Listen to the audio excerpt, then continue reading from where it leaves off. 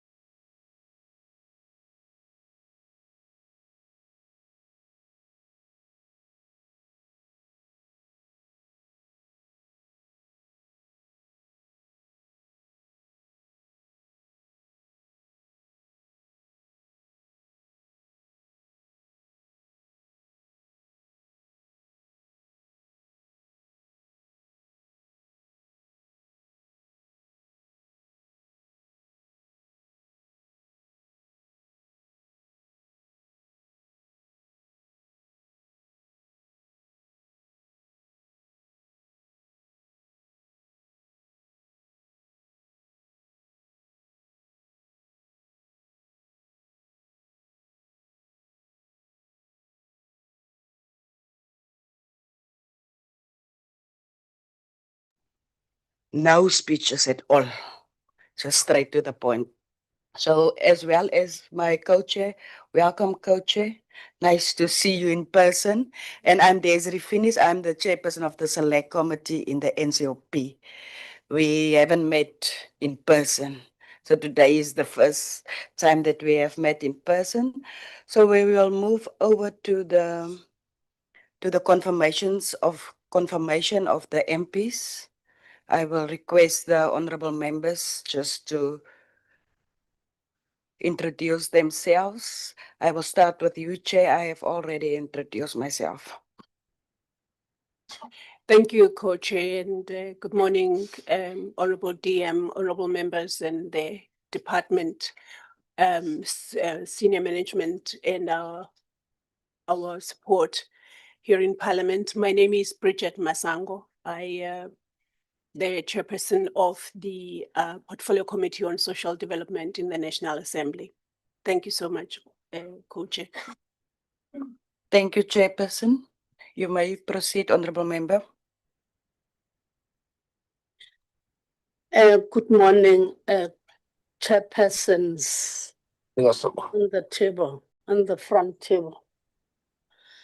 Good morning to the honorable members, the DM, morning DM, and the officials led by the acting DG, and those that are on the platform that are there. Morning to everyone. My name is Thokozile Sokanyile. I'm the member of the Portfolio Committee on Social Development. Thank you. Thank you very much, Chairperson. Greetings to the Deputy Minister, all the honorable members and all the officials. I am Paulina Machato from Limpopo, the member of ANC and also the member of this portfolio committee. Thank you very much.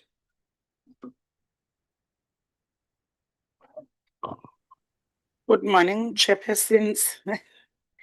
Greetings to the Deputy Minister. Greetings to everyone and the honorable members that are here and those that are on the platform. I'm Cindy Swamasumba. I'm a permanent delegate of the NCOP from the Western Cape, from the ANC. Thank you very much. Asbonge.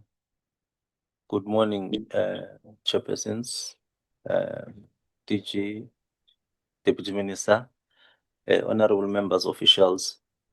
I am Reverend Ntlanhla Gcwabaza from the MKP, and I am a permanent member here, Department of Social Development. Thank you so much.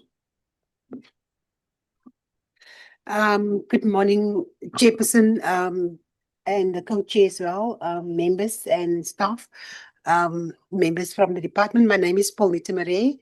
I'm a member of the Economic Freedom Fighters, and I'm basically based in Bloemfontein, Mangaung, Free State. Thank you. Good morning, everybody. Good morning, Deputy Minister. Good morning to co-chairs, colleagues, officials from the department. My name is Samantha Graham-Murray. I'm a member of the Democratic Alliance, and I'm an alternate member now on social development. Thank you. Good Thank morning, Chairperson. Good morning, You may Chairperson. Am I proceed. audible? Okay. Yes, you are. Good morning, co-chairpersons, as well as DM and all the staff and all protocol observed. My name is Mtikeni Patrick Sibande. I'm the permanent delegate in the NCOP. I'm from the African National Congress in Mpumalanga Province. Epetale Mazambane. Thank you, Chairperson. Thank you, Honorable Sibande. We can move over to the other members on the platform, and a warm welcome to you as well. Thank you, Honourable Co-Chair. My name is Nicola du Plessis. I am a permanent delegate from the NCOP from Gauteng. I'm a member of the Democratic Alliance, and I also serve on the social cluster in which social development is part of the cluster. Co-chairs, through you, could I suggest that whoever is the person with a camera showing the in-room, that they remove their background, because we're seeing the very beautiful Parliament buildings, but we're not seeing the individuals in the room, if that is possible. Thank you very much. Thank you, Honorable du Plessis, for the proposal. We move over to Honorable Adriaanse.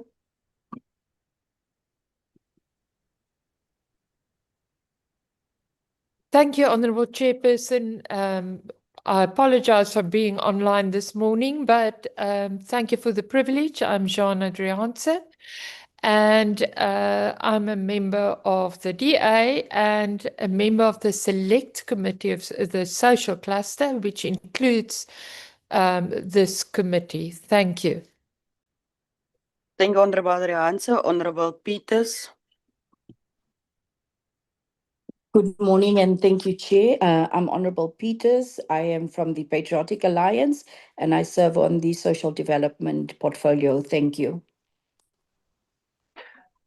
Thank you, Honorable Sharif.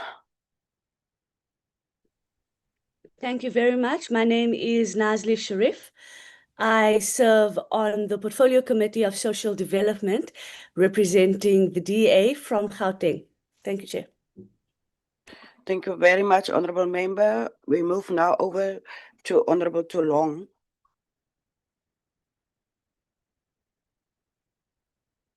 Thank you very much, Chair. Let me first apologize for not putting on the camera. I've been having struggles with my gadget. My name is Christina Tong. I am the member of the Portfolio Committee. Thank you, Honorable Tong. We move out now over to Honorable Fanny. Sanibonani ngiyabingelela. Okay. Honorable Fanny, you are next. Thank you, Honorable Chair. Greetings to you all. My name is Maki Feni. I am the member of the Select Committee deployed by the African National Congress permanent delegate from Eastern Cape. Thank you, Honorable Fanny. We will move now over to Msweni. Honorable. Ngiyabingelela usihlalo indlu yonke ehloniphekile. Igama lami nguPrincess Nokwethemba Zulu Mthweni. Ngilungu laleli komiti, ngithunywe umkhonto wesizwe. Ngiyabonga kakhulu. Honorable Kennedy, over to you.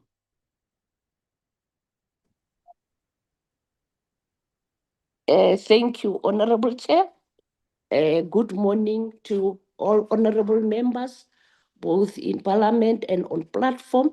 My name is Macy Kennedy, representing the EFF, member of the permanent delegate of the NCOP and member of Select Committee of Social Service. Thank you.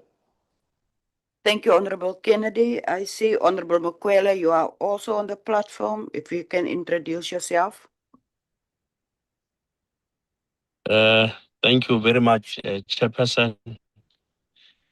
My apology about the camera that is not proper. Like you have already indicated, my name, I'm Malisa Lamukweli, the permanent delegate of the NCOP, the member of this committee, also the whip of the Select Committee on Social Cluster. But I'm also a member who's deployed by the African National Congress. And thank you very much. The last one that I see on the platform is Mpomolo. You may introduce yourself, Honorable Member.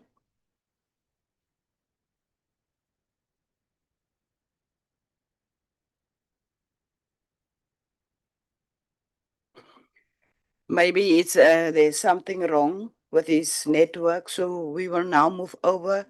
Honorable DM, over to you for yourself and the team. No, thank you very much. I will ask the acting DG to introduce the members of our team.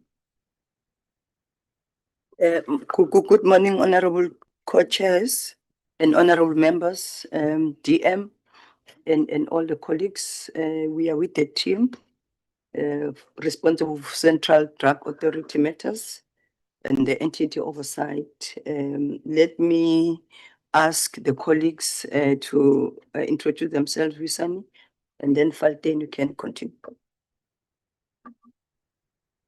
Good morning, co-chairs and members of the joint committees.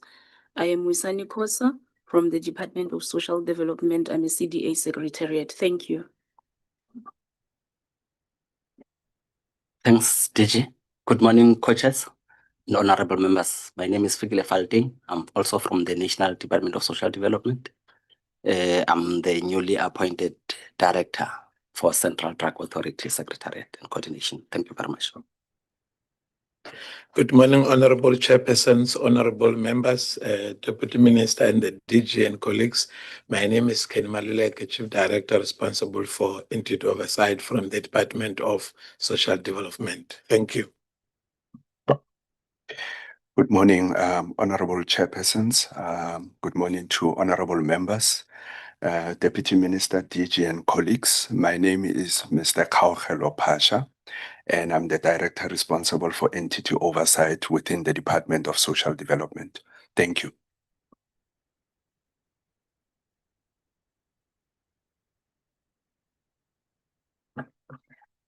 Good morning, chairpersons, co-chairpersons, and honorable members, physical and hybrid.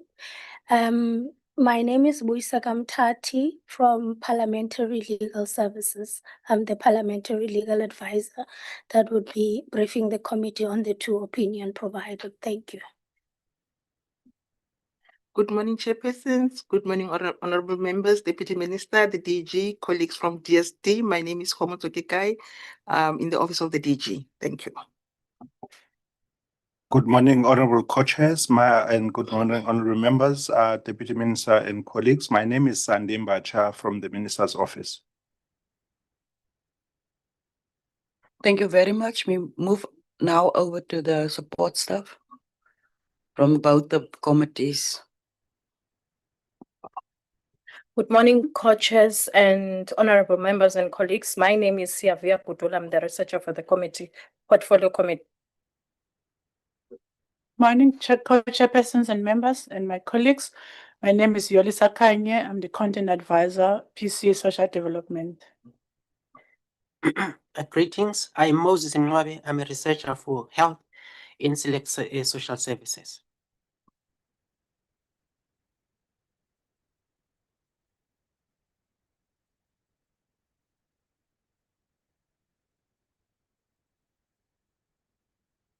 Is there no other official? So we will now move over to the virtual platform, but we have our secretaries here. So let us first take them. Marcel. Good morning, everybody. Marcel Williams, the Committee Secretary for the Select Committee on Social Services. Thank you. Good morning, Chairperson and members. My name is Lindy Wensabo. I'm the Committee Secretary for the PC on Social Development. Thanks very much. Thank you very much. So now to the virtual platform. Is there any officials? Good morning, chairpersons, members, and colleagues from the Department of Social Development. My name is Tabile Keke, the Content Advisor for the Select Committee on Social Services. Thank you. I think that is all.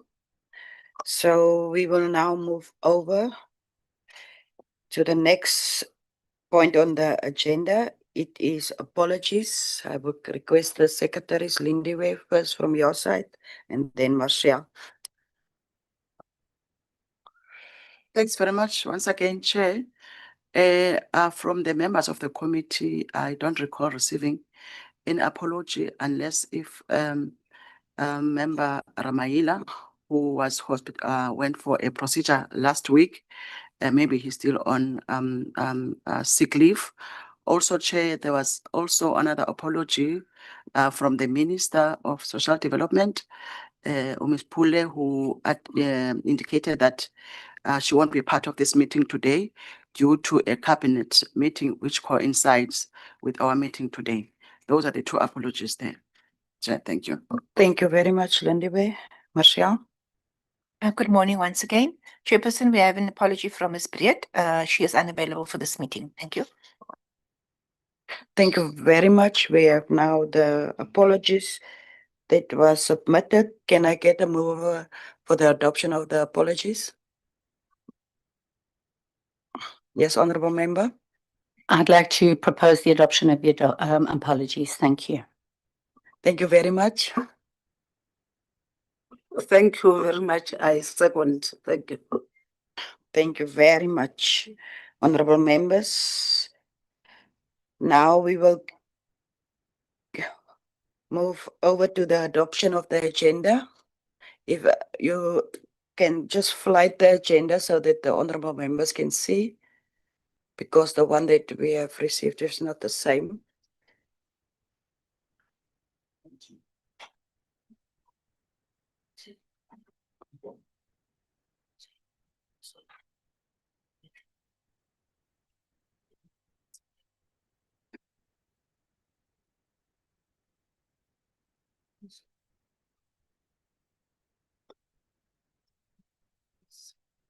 Maybe they need 3 minutes to change laptops again.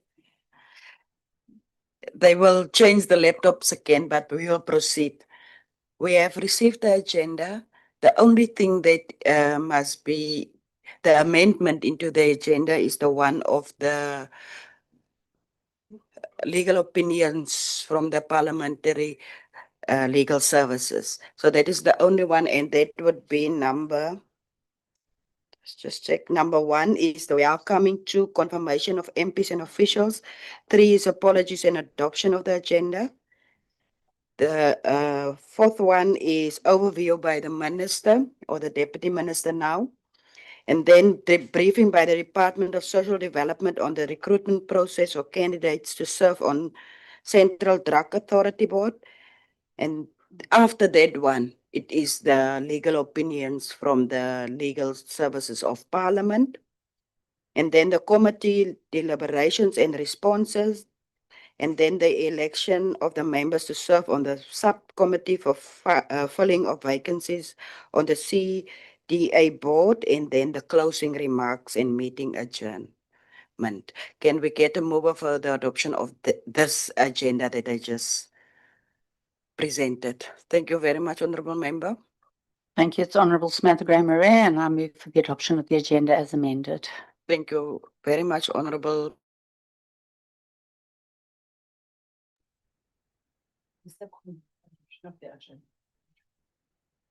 Thank you very much, Honourable Members. The agenda is duly. We will move now over to you, Honourable Deputy Minister. Give your overview. Thank you very much.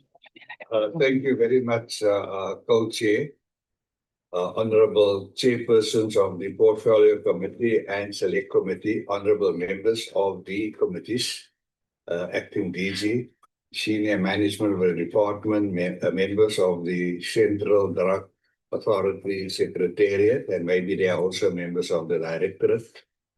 Ladies and gentlemen, Sani Bonani, good morning. Honourable Chairperson, allow me once again to submit the apology of Manipuli, as you know, very passionate about work committee. And as you heard, she's attending a cabinet meeting this morning that even changed the venue from Joburg to Cape Town at the last minute. Also, Happy Women's Month as we get to the end of this month. I'm honored to introduce this important matter before the Portfolio Committee, particularly in my capacity as a Deputy Minister and having the delegation for the anti-substance abuse program. I think this meeting is very necessary to fast-track the appointment of the remaining members of the Central Drug Authority. We already have 20 members that has been appointed by 20 ministers of 20 departments to serve on the Central Drug Authority. We heard earlier that the sub-directorate is now a directorate, and we are keenly waiting for these two committees to recommend to the minister the 13 other members of the Central Drug Authority. Hopefully the thought leaders and the best minds in the country that will complete the constitution of the Central Drug Authority. As you know, Co-Chair, that it's nearly 6 months now that we've asked the Parliament through the Speaker to consider the many applications that we received, I think as far back as July last year. And these people are keenly waiting to know whether they are making the shortlist and whether they are being recommended by you to the Minister for appointment to the Central Drug Authority. The appointment of the remaining members of the Central Drug Authority is very key. As you know, I've been appointed by the President as, in terms of the district development model, as the champion for Joburg. And we have a very strong team in this unit representing the City of Joburg municipality and also the province. And they have been meeting very regularly, and one of their top priorities is to share with the people of Johannesburg the 5-year master plan. And they wanted to do it very urgently because this is a serious problem, especially in Soweto and in other parts of Joburg. I had to suggest that we postpone this conference that they want to have until we appoint the other 13 members of the Central Drug Authority, because it is this authority that will be able to implement or advise on the resolutions and concerns that will come out of the conference. The absence of the 13 members is being felt, like I've just explained, because the directorate seems to be inactive. They didn't participate in these sessions, although they were invited in terms of the district development model. So we need these experts, to crack the whip, so that we can really address the scourge of substance abuse in our country. Today, the department is briefing the committee on the process undertaken towards a recruitment for the appointment of members of the Central Drug Authority in accordance with the provisions of the Prevention and Treatment for Substance Abuse Act 70 of 2008. The Central Drug Authority occupies a critical position in our national response to alcohol and substance abuse. The challenges presented by substance use and substance abuse disorders are not confined to one department or one sector. They affect families, communities, the education system, health services, the criminal justice system, the economy, and importantly, our children and young people. As members share their personal experiences on how it affected them. It is therefore essential that the authority is constituted in a manner that brings together the appropriate expertise, experience, integrity, and sectoral representation required to strengthen our national response. Honorable Chairperson and honorable members, the recruitment process must be understood within the broader context of government's commitment to strengthen the prevention and treatment of substance abuse and ensuring effective implementation of the National 5-Year Drug Master Plan. The Act provides for a specific process for the identification and appointment of suitably qualified persons to serve on the Central Drug Authority. It is therefore important that the process is conducted in a manner that is transparent, fair, credible, and consistent with the legislative framework. We therefore welcome the opportunity to brief this committee and to account for the process that has been followed. The department remains committed to ensuring that the recruitment process is conducted with the highest standards of transparency, accountability, and good governance, while ensuring full compliance with the requirements of the Prevention and Treatment for Substance Abuse Act. We also appreciate the oversight role of Parliament, especially these two committees, in ensuring that institutions established under legislation are properly constituted and are able to discharge their responsibilities effectively. Honorable co-chairpersons, as I conclude, I wish to emphasize that this process comes at an important time for our country. We need an authority that is fit for purpose, responsive to the emerging trends, capable of providing strategic leadership, and able to contribute meaningfully to the reduction of the devastating impact of alcohol and substance abuse on individuals, families, and communities. It is this authority that will submit to you, as a representative of Parliament, an annual report to show what the 20 or more ministers are doing to address the commitment they made in the 5-year Drug Master Plan, which we already have. I trust that today's briefing will provide the committee with sufficient information regarding the recruitment process, the legislative requirements, the criteria applied, and the steps that remain towards guiding the committee to finalize the process. I thank the honorable chairpersons and members of the committee for the opportunity to address you.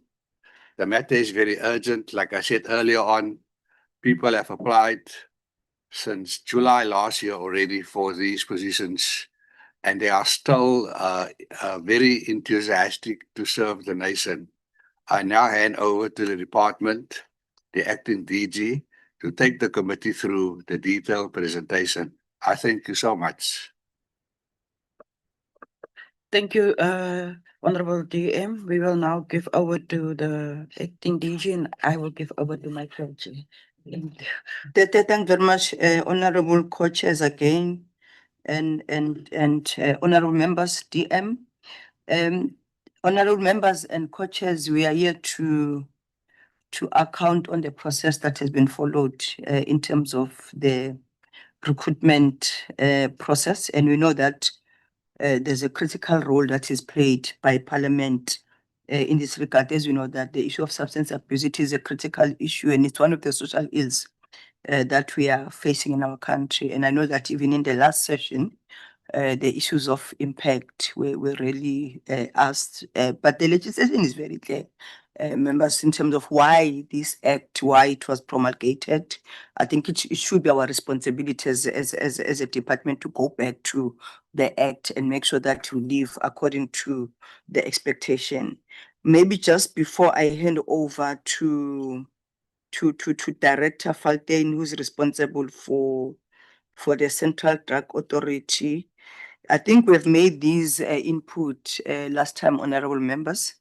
Chapter 10 of the Act, Prevention of and Treatment for Substance Abuse Act of 2008, Chapter 10 in particular, Section 53, subsection 1, paragraph U, it says not more than 13 other members, except the department, not more than 13 other members, who must be persons who have knowledge or experience in the management of demand and supply of substance abuse, or who are able to make a substantial contribution to the combating of substance abuse in the country, because it is a serious issue. So I think we are also pleading to say, I think the issue of act is very clear. And I know that there have been some challenges on the issues of the CTA. We are promising that we want to mitigate the challenges that we had with the previous CTA. There are lessons that have learned between the department. We are not saying the department is perfect, but we said if we have the new members, we need to avoid what has happened, because at the end, we are interested about addressing the issues of substance abuse in our country. And we know that there is a relationship between even the femicide cases and the substance abuse, and there's some work that is happening. The interministerial committee that is shared by the Minister of Social Development and the Minister of Women, Youth and Persons with Disability, it's solely looking at that, and I know that UDM is also delegated. So on that note, co-chairs and other members, allow me to hand over to the newly appointed, still new from the box, Director Faltein, who's responsible for Central Drug Authority, is going to take us through on the process that has been followed. And I know that the issues of your A and B list and all that, yeah, all the process, it must be within this portfolio, and it will be a prerogative of this portfolio committee in terms of the recruitment. Over to you, Director. Thank you, DG. And thank you, Chairpersons again. The presentation, okay, it's flighted. That is the outline. I'll be looking at the purpose, background. In the background, I'll be emphasizing the legislative grounding of the process of the appointment of the CDA committee. I will then zoom into the terms of reference. These terms of reference reflect the criteria as per the advert that was issued out for the selection of the CDA members. Then we'll look at the process that we followed at the Department of Social Development. And in doing that, we'll also look at the timeframes. Lastly, we'll just emphasize some part of conclusion, then recommendations. The purpose of the presentation is to brief this joint committee on the process that was followed in the selection of the Central Drug Authority members. In the form of background, we need to emphasize that Central Drug Authority is established in terms of Section 53 of the Prevention of and Treatment for Substance Abuse Act 70 of 2008, as earlier indicated by the DG. Section 53, subsection 2 makes provision for the appointment of state organs, 21. We're making them to be 21. If you go to the Act, you'll calculate that it's reflecting only 20 organs of state. But we will be all aware that there has since been quite a number of reconfigurations in terms of the departments. For instance, when this Act was passed, we still had Department of Education as one department. There are now two departments, basic and higher education, that increased the number. Also, it makes provision for the 13 persons who are knowledgeable and experienced in the management of demand and supply of substances, and who are able to make substantial contribution to the combating of substance abuse. And this is articulated as my DG has indicated in that subsection 2 of the Act. The 13 persons may be appointed only after the minister has, through the media and by notice in Gazette, invited nominations of persons as members of CDA. And the parliamentary committees for social development of National Assembly and the National Council of Provinces have made recommendations to the minister in relation to such appointments. This is where we get the mandate on what kind of people we should be looking at. We're guided by this section.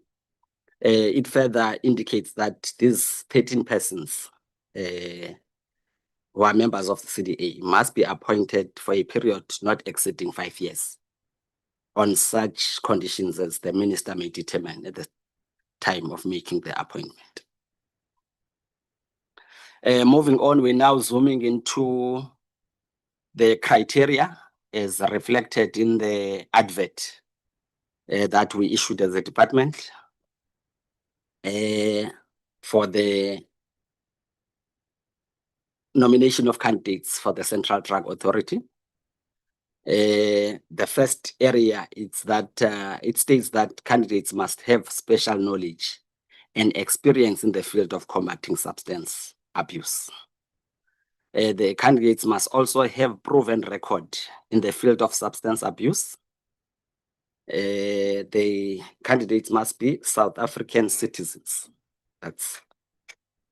It further indicates that candidates must have relevant NQF level 7 qualification plus 5 years experience in the different areas in the field of substance abuse, such as research, prevention services, early intervention services, treatment services, reintegration services, law enforcement, aftercare services, medical pharmacology, monitoring and evaluation, as well as impact assessment. These are the different areas and expect areas in the field of substance abuse, and will require the members that are appointment to have at least qualifications and relevant experience in these different areas.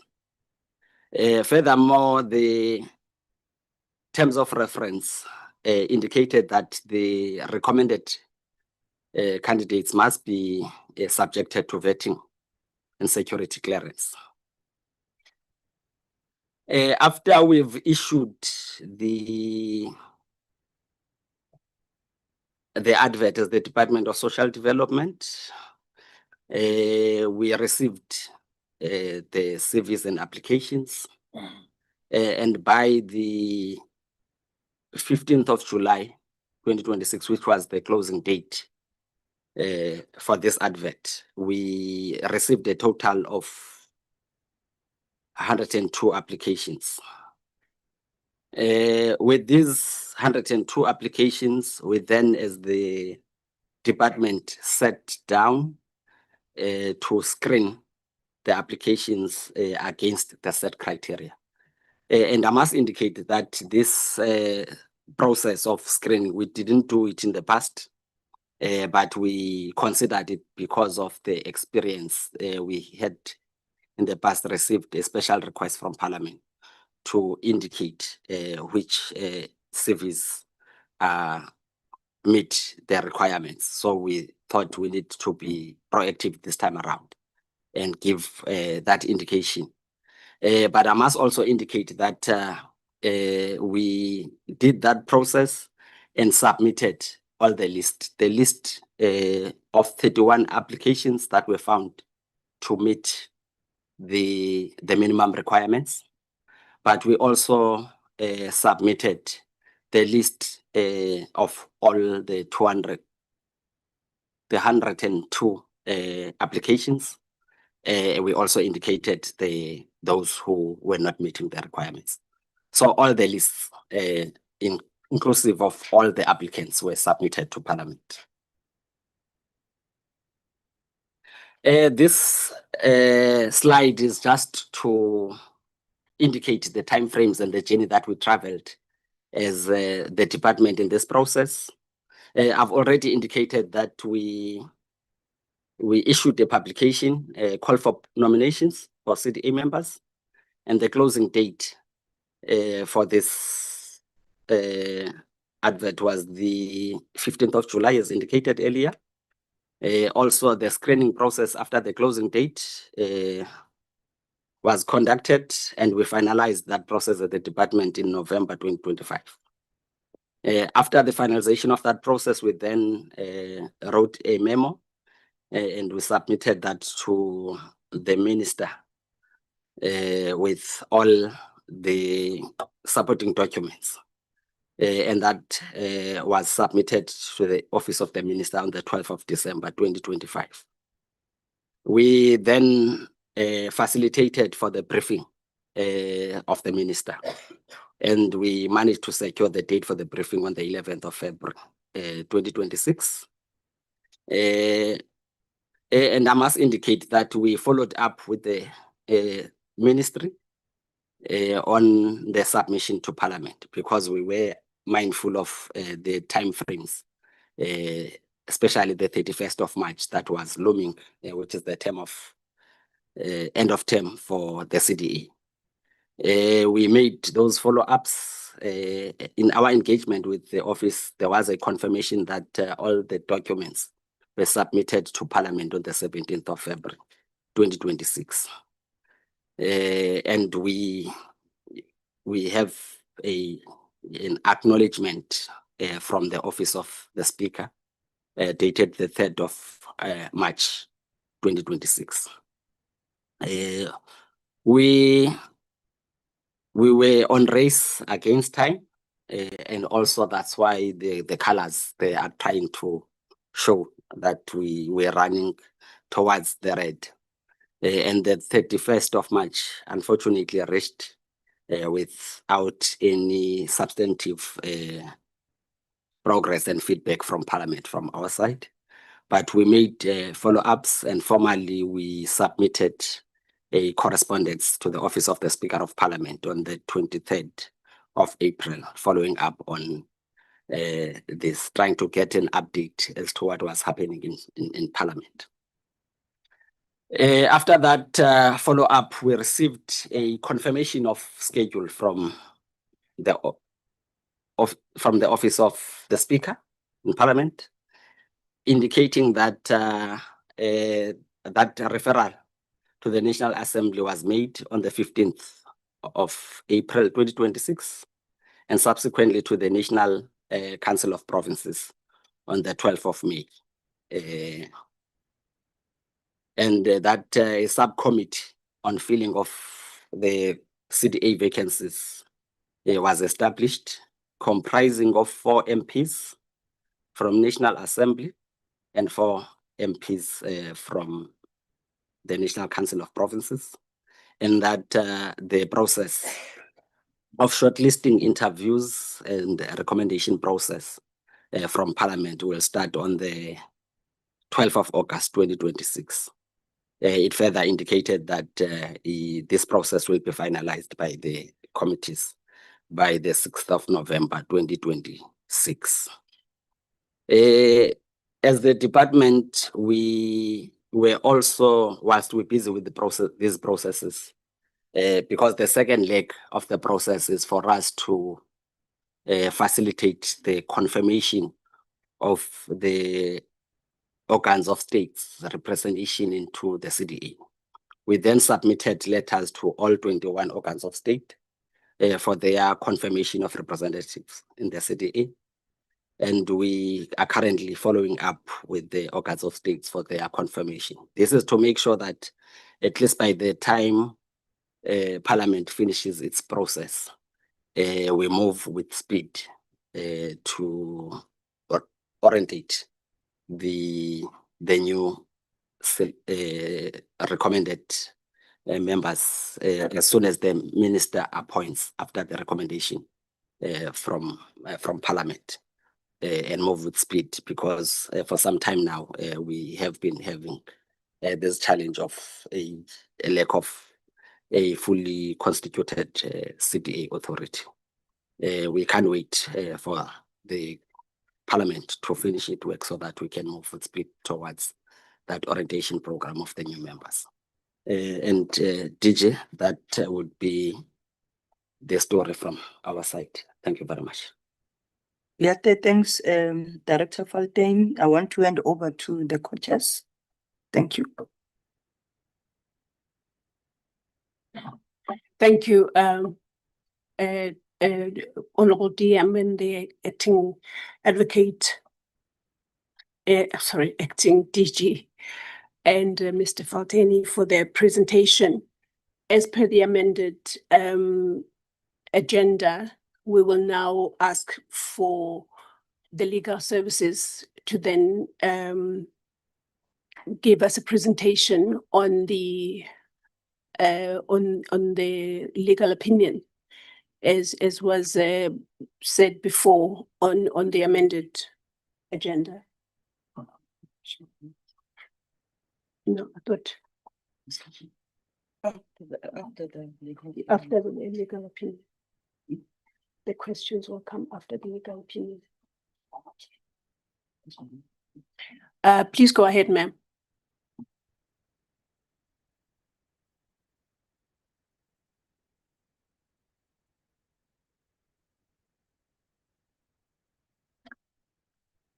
Richard, I'm taken by surprise.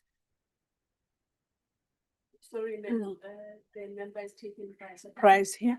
No, I'm checking the issue of the legal opinion. Our agenda was amended. Yes, it was. Okay, yes. Can she join the meeting so that I can make a host? Legal opinion. Join. Second that. Yes. Oh, please join the meeting with the link so that you can be a co-host, so that you can present. Thank you, Chair.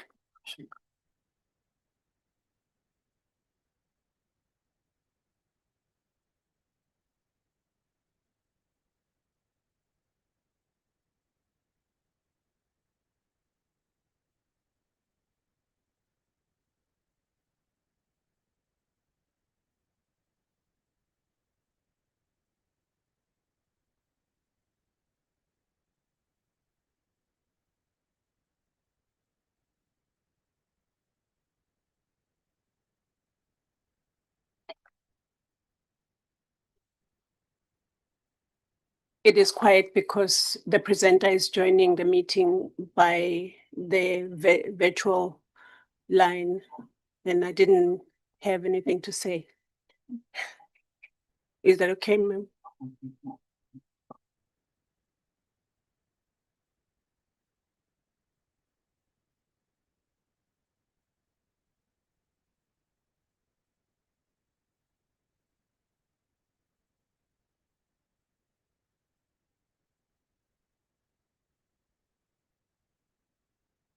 My apologies, co-chairperson and honorable members.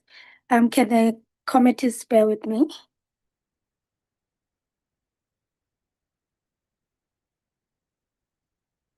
Okay, honorable members, what is happening, because we are hybrid, the presentation is not just coming to us here.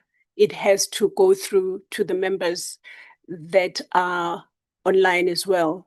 Hence this technological marathon that's going on that I know nothing about. So please bear with the process. Thank you.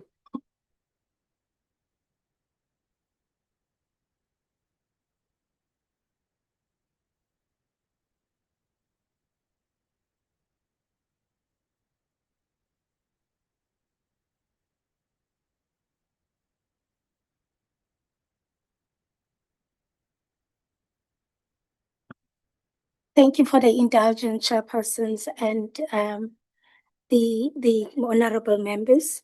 The first opinion, co-chairs and the honorable members was provided in May 2026.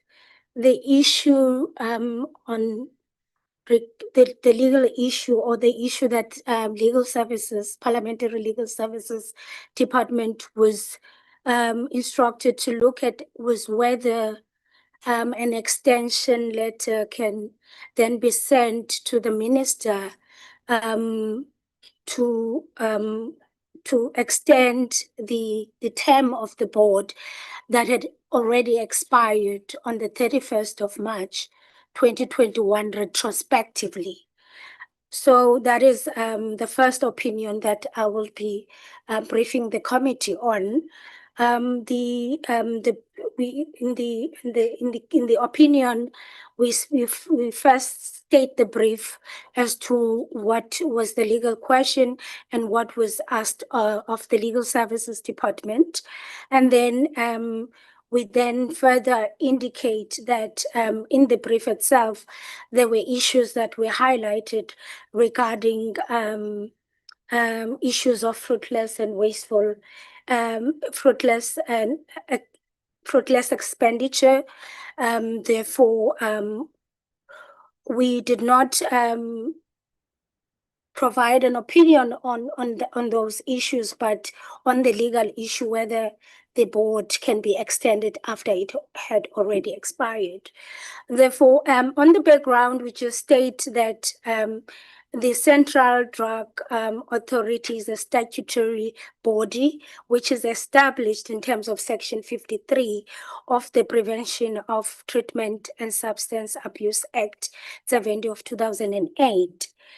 So with the mandate of fighting against substance abuse, we then indicate briefly, based on the information that was provided to us at the time, that the term of the board expired on the 31st. However, the National Assembly only received a letter for the process then to be conducted by Parliament on 18 February 2026, and then there's also another letter that was sent to the NCOP that was in May 2026. Sure. So on the 15th of April 2026, then an ATC reflecting that the letter received from the Minister for Parliament to the NA to conduct the process was then published, and then therefore this was after the 31st. So 31st of May. Then we looked at what the Act is saying, and then we then in answering the question on whether it can be extended retrospectively, we then came to the conclusion that there is no provision in law that would extend a term that had already expired, because this is a statutory body. It is governed by the Act. Therefore, doing that, it would be contrary to law and acting outside the legal parameters, Chairperson. Therefore, we then indicated some few case laws where this was highlighted, which is one of the cases was the Afri-Business, where the minister, even though the minister had rights, the principle of legality was highlighted in that case, that you cannot act outside what is provided by you in law. Those are the basis of the first opinion. Therefore, we advise the committee, therefore, that in our view, as legal services, therefore, extending that term, considering the case law of the Constitutional Court, which is also Pharmaceutical Manufacturers Association, which is a Concord decision that dealt with the principle of legality. We then advise the committees that there is no active legal mechanism to retroactively revive a defunct term of office. If the minister then is advised to do so, then the minister's action would be ultra virus, meaning that it would be acting outside the mandate provided for by the law. Then I would move to the second opinion, Chairperson. That is the end of the first opinion. And then can the committee bear with me with the second opinion? Okay, I'll try it. The second opinion, we were then, that was provided to the committee on 3 August 2026.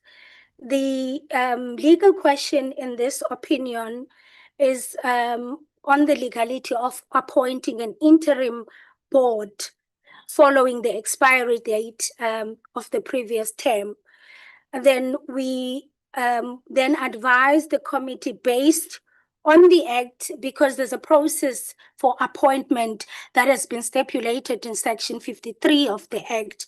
We then indicated that because the Act does not provide that provision, and the Act is silent on whether an interim board can be appointed. There's a legislated process for an appointment of the CDA board. We then indicated, therefore, in the second opinion, that in our view, in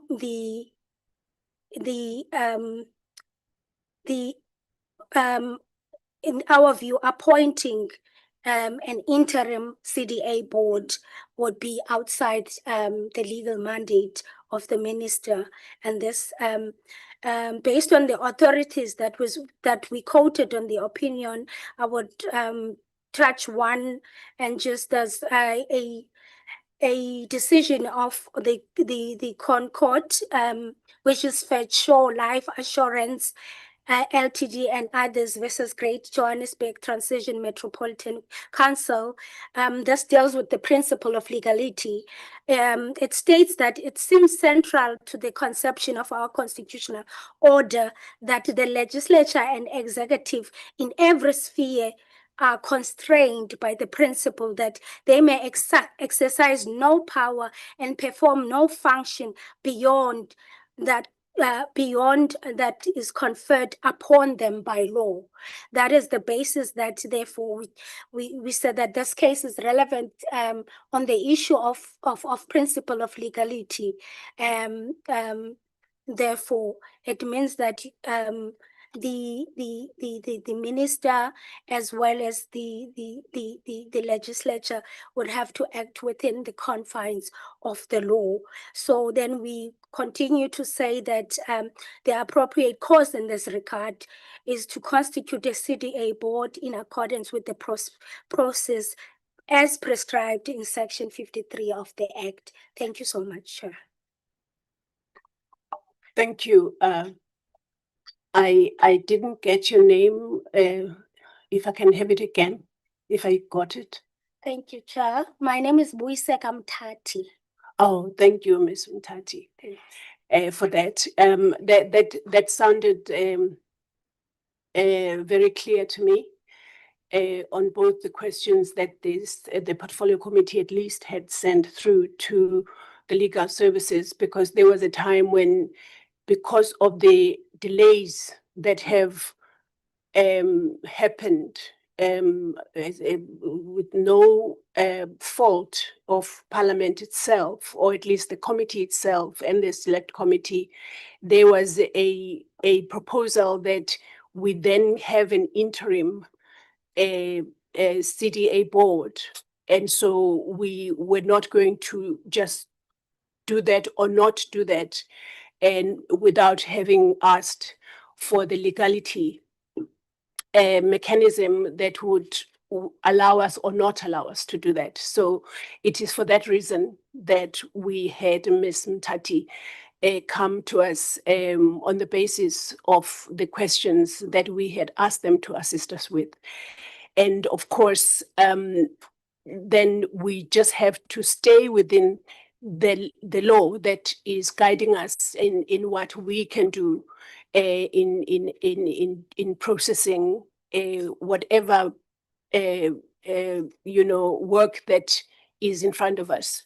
So because the process that has been followed has been presented to us, during the process of presenting to us by Mr. Faltain. Okay. I don't know where I'm getting Filtane from, but it's fine. There was mention of the lists, that part of the lists, sir. The support of Parliament seemed to have a different process, or at least the different numbers of what was sent to Parliament. So I have consulted my co-chair if the content advisor, Mrs. Kanye, could come through, or even from where she is sitting, just to clarify on the Parliament side what exactly happened in as far as the lists are concerned. Is that what you are going to assist us with? Awesome. So if the honourable members can just listen to that presentation before we start deliberating, because we need to start deliberating on the basis of clarity that will have come from both the department and, of course, the people that process these things as soon as they land in Parliament. Over to you, ma'am. Okay. Thank you, Chairperson, for this opportunity. Yes, Chair, I thought just for record and for further clarity, just to make this, I don't know if to say correction, but what we processed as a content team. Chair, when the submissions were made to Parliament, it came with an attachment, Annexure A. That Annexure A had a list of 31 candidates, the ones that I think was reported here earlier. And those were identified as candidates who meet the requirements. Then, Chairperson, we received the files of those 31 candidates, but they were, later on we learned that the whole CVs of other candidates were also forwarded to us. But as a content team, we then summarized those 31. And while we were doing the summary, we then picked up certain things, and then we just needed the department to clarify for us. It was around late July to first week of August, I think, when we were doing that process, then we became aware of another list, which is now referred as a B list. And that list has 71 candidates. And those are the candidates that were identified as not meeting the requirements. So I just wanted to clarify that then yesterday, I think through the Office of Community Secretary, contacted the department, and they then submitted an erratum so that it can be formally tabled in Parliament, because that list was with just us as support staff. to assist with our process. So to formally, and this was as also by advice by the Parliament Legal Service that we had a meeting with, that the department can then make an erratum and submit the list of 71. So that list was only forwarded, it's dated yesterday. So it only came to Parliament yesterday, not with the initial referral. So I just thought, just for records, because I think the presentation alluded to the list with 200 names was forwarded to Parliament, but it didn't happen all in the same time, Chair, in terms of timeline as well. I just thought I should clarify that, Chair. Thank you for that. Do you concur with it?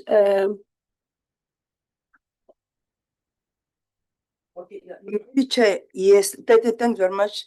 Well, I know that when DM will remember when I arrived at social development, it was around April or May, and there were concerns from the principals about the issues of the CTA, in particular DM, because DM is delegated on the matter. And I remember they were sitting in the boardroom and they've asked the question to say, can we extend? Because it seems there are delays. But I wanted to know when was the last day of the contract. The day was shared, and I said, in law, you cannot extend something that has been expired in law because it will be irregular. What do you extend when there's nothing? So I think I want to say, Chair, we really concur with that legal opinion, because it's what I have said to DM and Minister. But then secondly, I also concur with the second one to say the legislation is very clear. There's no ambiguity, Chair and members, in terms of what is the role of Parliament in this process and what is the role of the executive in this manner. And lastly, yes, we really appreciate the email that we have received from the Secretariat, where it was highlighted that all the list, the A and B, must be submitted to 2 houses. And we spoke to the minister about it, hence it was submitted.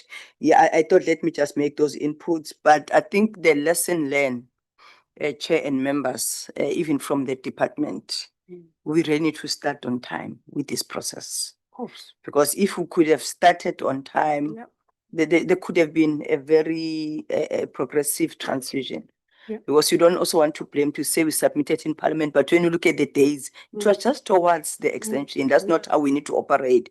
It's something that we have said, start on time. It's like your tender. When you know that the tender is start on time, whether 8 months before, because Parliament, they have other competing priorities. So that's what we have learned, to say we cannot have this challenge, because the issue of substance abuse, it is a problem in our country. And then there's no CTA. While the legislation is very clear, I think those are the comments I thought, let me just make. I'm not sure what to DM, because DM will remember the discussion that we had. Of course. Thank you, Co-Chair. Co-Chair, many of us subscribe to the principle that the peoples are governed.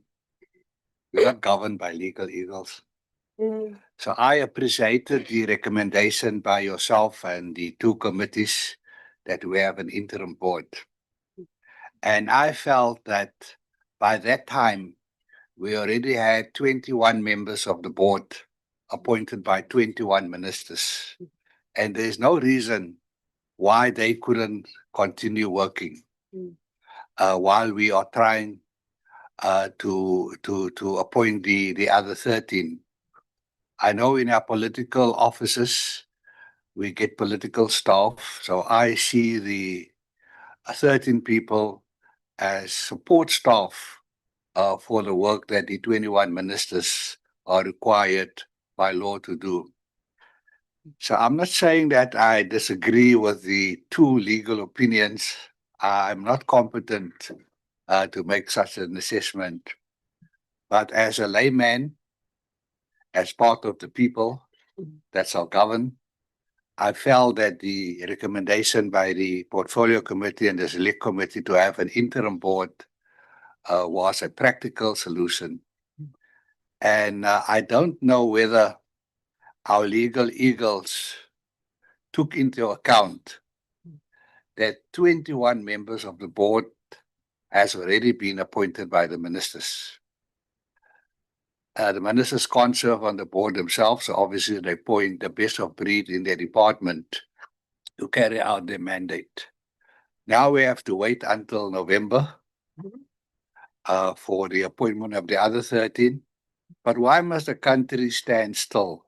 I mean, I was under fire on Monday in Soweto and in other areas before that. People want to know, where is your 5-year drug master plan? Where is your central drug authority? And the only defense I had was, we do have 21 members. We still have to follow a legal process to appoint the other 13. So I don't know, Chair, if you are, with the wisdom of Solomon, if we can't find a way that the 21 members of the CDA board, we now have a directorate. The directorate is not really enabled. I think they stuck. The mere fact that they ignored invitations by the city of Joburg and the province to assist with challenges that the province and the city have with drug abuse. We need a we need these independent people to play their oversight and monitoring role as well. Because it looks like the directorate also feels constrained. I don't know why they feel constrained and using the excuse that there's no board. I mean, the work must be done. Thank you, Chair. Thank you, Honorable Deputy Minister, and all the inputs that we've received today. I think if my co-chair doesn't have anything to say, with the people that are the custodians of this meeting must deliberate on the presentations that have been made, and those are the joint committee members. So I'll be taking hands. I've seen the Honorable Mare, all the Mares in the room, the two Mares. And I see the Honorable So Kanyile, the Honorable Makato, and that's it. Okay. Please go ahead, honorable members, in that order. Thank you so much, Chairperson. Chairperson, I just have my sincere apology. I always forget these very important people that are technologically connecting to us. I see the Honorable Duplessis, the Honorable Sibande, the Honorable Adrianse, that's it. So it's going to be the honorable members in the house here physically, and then we'll go over to the virtual members. Go ahead, ma'am. Thank you so much, Chairperson, and thank you so much for your legal opinion. Chairperson, you know what? This is a very big concern. Yeah. It's not like the department is new to this thing. 2019, we had a very same problem. 2019, they were sitting with exactly the same issue that we are sitting with now. So when are they going to learn by their mistakes? Because you cannot come back and say, we were supposed to look at time. We didn't look at time. We didn't do the right thing. When are you going to do the right? When it happened the first time, it wasn't supposed to happen the second time. And that is a huge concern. And what the minister was just saying now about CDA, people asking questions, the 21 is already there of the ministers. Yes, CDA is very important because with a crisis of drug abuse in our country. And we don't have a board at the very moment. And when we had a board, the board didn't have the money to do the functions that they were supposed to be doing. So what are we basically saying? And then, Chairperson, the people mustn't forget, we are going for elections on the 4th of November. And this process must be done by the 6th of November. From next month, we're not going to have people really that is going to go to Parliament because basically it's going to be for the last 2 months political work. So it's going to be a crisis getting people into a board to say, let's look at these board members that must become the members for the CDA. That is one of my concerns that I also have. And then the question I would like to ask is that a legal opinion was saying that the minister doesn't have the right to extend even though she had done it before, she cannot do that. So we're sitting now with the entity where there's nothing happening. The CDA, there's not a board, there's nothing. Then the last question I would like to ask Chairperson is that I've listened to the rules on that on this thing here. It was saying 4 members for NCOP and 4 members for National Assembly. I want to know how it's going to happen because we got the GNU partners here. ANC that is here at the very moment. Is that going to include the EFF now? Because if it's going to be 2 ANC, 1 DA, 1 MK, EFF is going to be excluded. So I want to know, is it GNU 1 or is it DA 1 and the ANC 1? I just want to get that thing right, Chairperson. Thank you. May I proceed? Thank you. Thank you. Fortunately, we have the legal services here to help us. Honorable Mare. Thank you, Chairperson, and thank you very much for the presentations. Just first of all, in terms of the timelines, my one question is, it's been 13 months since the closing date of the applications. We've narrowed it down now to 31 people. I mean, in terms of the Promotion of Access to Justice Act, 13 months is a very long time for people to wait for an administrative decision. And that's deeply concerning, is that this failure to sort of fulfill the PADGA timeframes is concerning.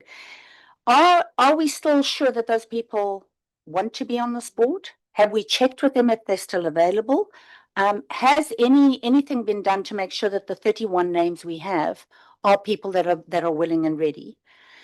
Also, given the poor performance of the CDA over the last year and the reports we've received, do we need to relook at the requirements of the candidates that we choose? So will there be a slight adjustment in who we select to be on that board to make sure that things like your good governance, etc., are being adhered to? Because it doesn't help to have 13 experts and nobody's there to do good governance, and we have another board that's dysfunctional. So I think that's important. The other question I have is the organs of state that are on there, the 21 members of the organs of state, are they being required to give any sort of undertaking as that representative to ensure that they are reporting?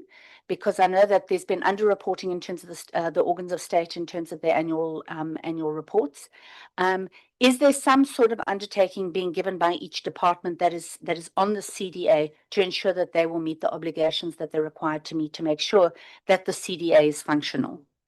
Deputy Minister, let me give you an assurance that while the CDA board is dysfunctional, our local drug action committee met yesterday, had an AGM. I was re-elected for the 347th year on it, but the point is that at a local level and at a provincial level, where these entities are in place, they are still functioning and performing. So while we don't have a CDA, there is still groundwork being done. So let me give you that assurance.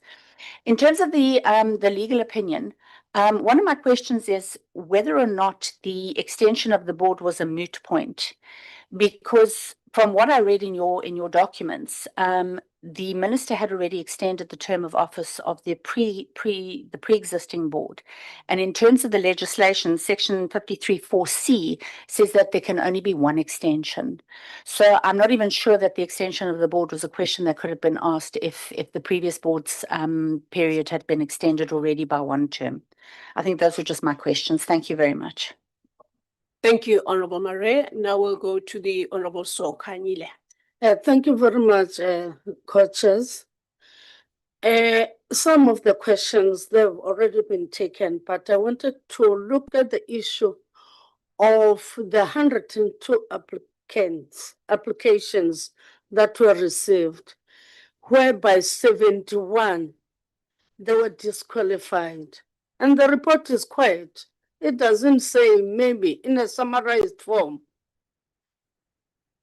what caused them to be disqualified on the report, so that we're able to say that the others, they were disqualified because of 1, 2, 3, most of them.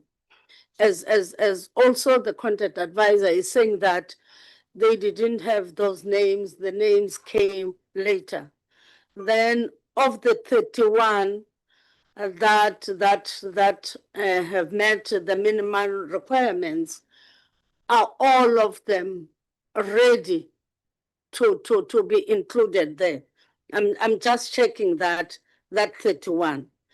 And then also, because I'm saying that our report, it lacks the explanation to say that these ones, they couldn't meet the requirement because of we have been given the criteria or the terms of reference, if it can be highlighted. Then also, on the legal opinion, there is an irregular expenditure that has been incurred by the expired board. Then who will bear that? If we're saying that the board, it cannot be extended, all the legal opinion that has been given there, because I can see the DM to say that we don't have a board now up until we appoint the new members, it doesn't rest well with him. Then also the issue of the 21 organs of state that have confirmed their representative, where the DM is saying that if they can work, what happens if all of those, some of them are not available when we elect these 13 members that who are saying that they must be appointed by the subcommittee that will be formed? Then what if, I'm raising these issues because we must be sure the commitment from these government departments, it must be there. When we're getting the report, the last report that reflect on these issues, there were departments that didn't take the CDA seriously. Then if we're saying that now they are ready, they must have a commitment letter to say that these ones, they've already been appointed, so that we don't see a gap when these 13 have been submitted to start working. Thank you. Thank you, Honorable Sokanyile. Honorable Mahato. Thank you very much, Chairperson. From the first presentation, the presentation is very much short. I've only one question for it. The previous CDA's terms ended on the 31st March 2026, yet the new recruitment process is only expected to be finalized by the 6th November 2026. What mechanisms are currently in place to ensure that the absence of the new CDA does not weaken the country's response to substance abuse during this period? And then on the issue of the legal opinion, I think Maso Kanyile, some of them we veil. But I think we must also give the minister a chance to take a decision and also to act within the confirmed law, so that this must not happen even in future. So I think we are more or less the same as now we are speaking about electing the committee. I think things are coming all right when things are going on. So I think I'm fine on this matter. Thank you very much. Thank you, Honorable Mahato. It looks like we can go straight over to the virtual platform and ask for the Honorable Du Plessis to please take over. Thanks, ma'am. Thank you very much, Co-Chair. Be careful if you tell me to take over. I might try to take over the whole meeting. We cannot hear you. Are you needing to? Honourable Chair, can you hear me now? No, can't hear you. My mute is off. I'm not sure why we can't. Do you need help? because we can't hear the honorable member and she. Are you unmuted, ma'am? I am unmuted. Yeah. Can you hear me now? She's unmuted. Yes.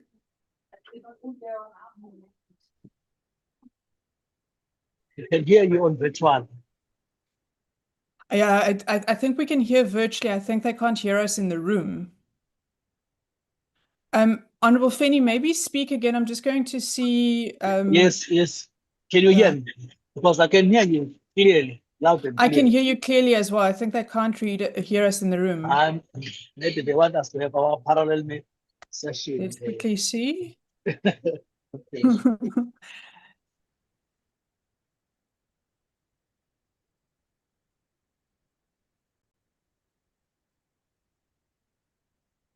I think it's a technical issue on their side. Yes, I think so as well, because we Honorable can hear you Simande, loud. please come We through and let's see if we can hear you.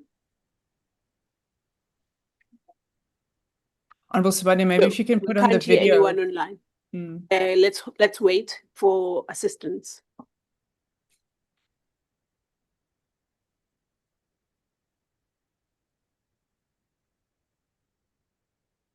I suppose in the meantime, we can have, as Honorable Feni said, we can have our own meeting online.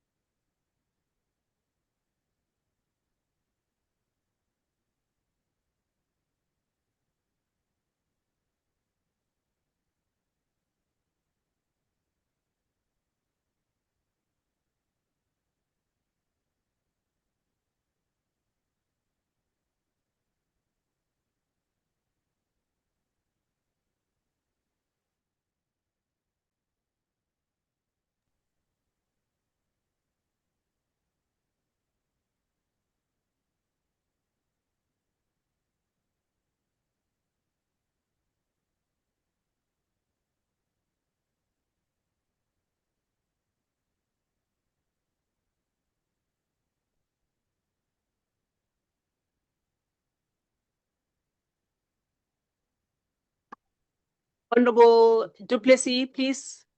Shall I try, Honorable Co-Chair? Can you hear me? Can you hear me yet? I can hear you quite well, but I can't hear. I'm not sure if you can hear me.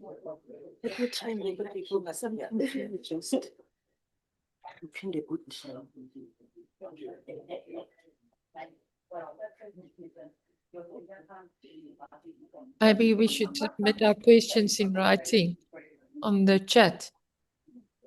We can, but there's just so much to be said in tone of voice. We can't hear her. Absolutely. She's having a good time. I am.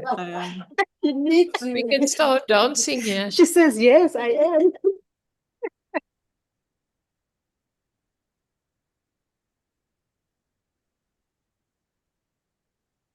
Hey.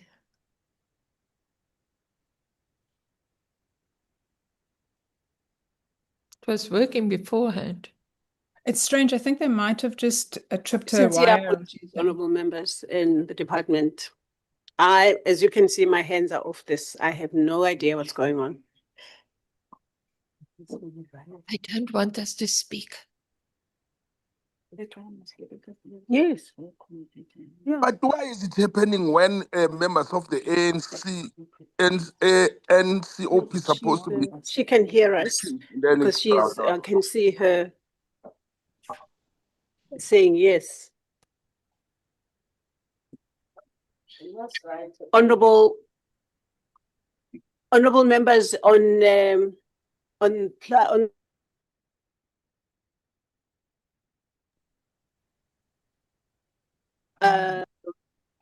in writing, via the chat. and that will help that you don't have too many questions.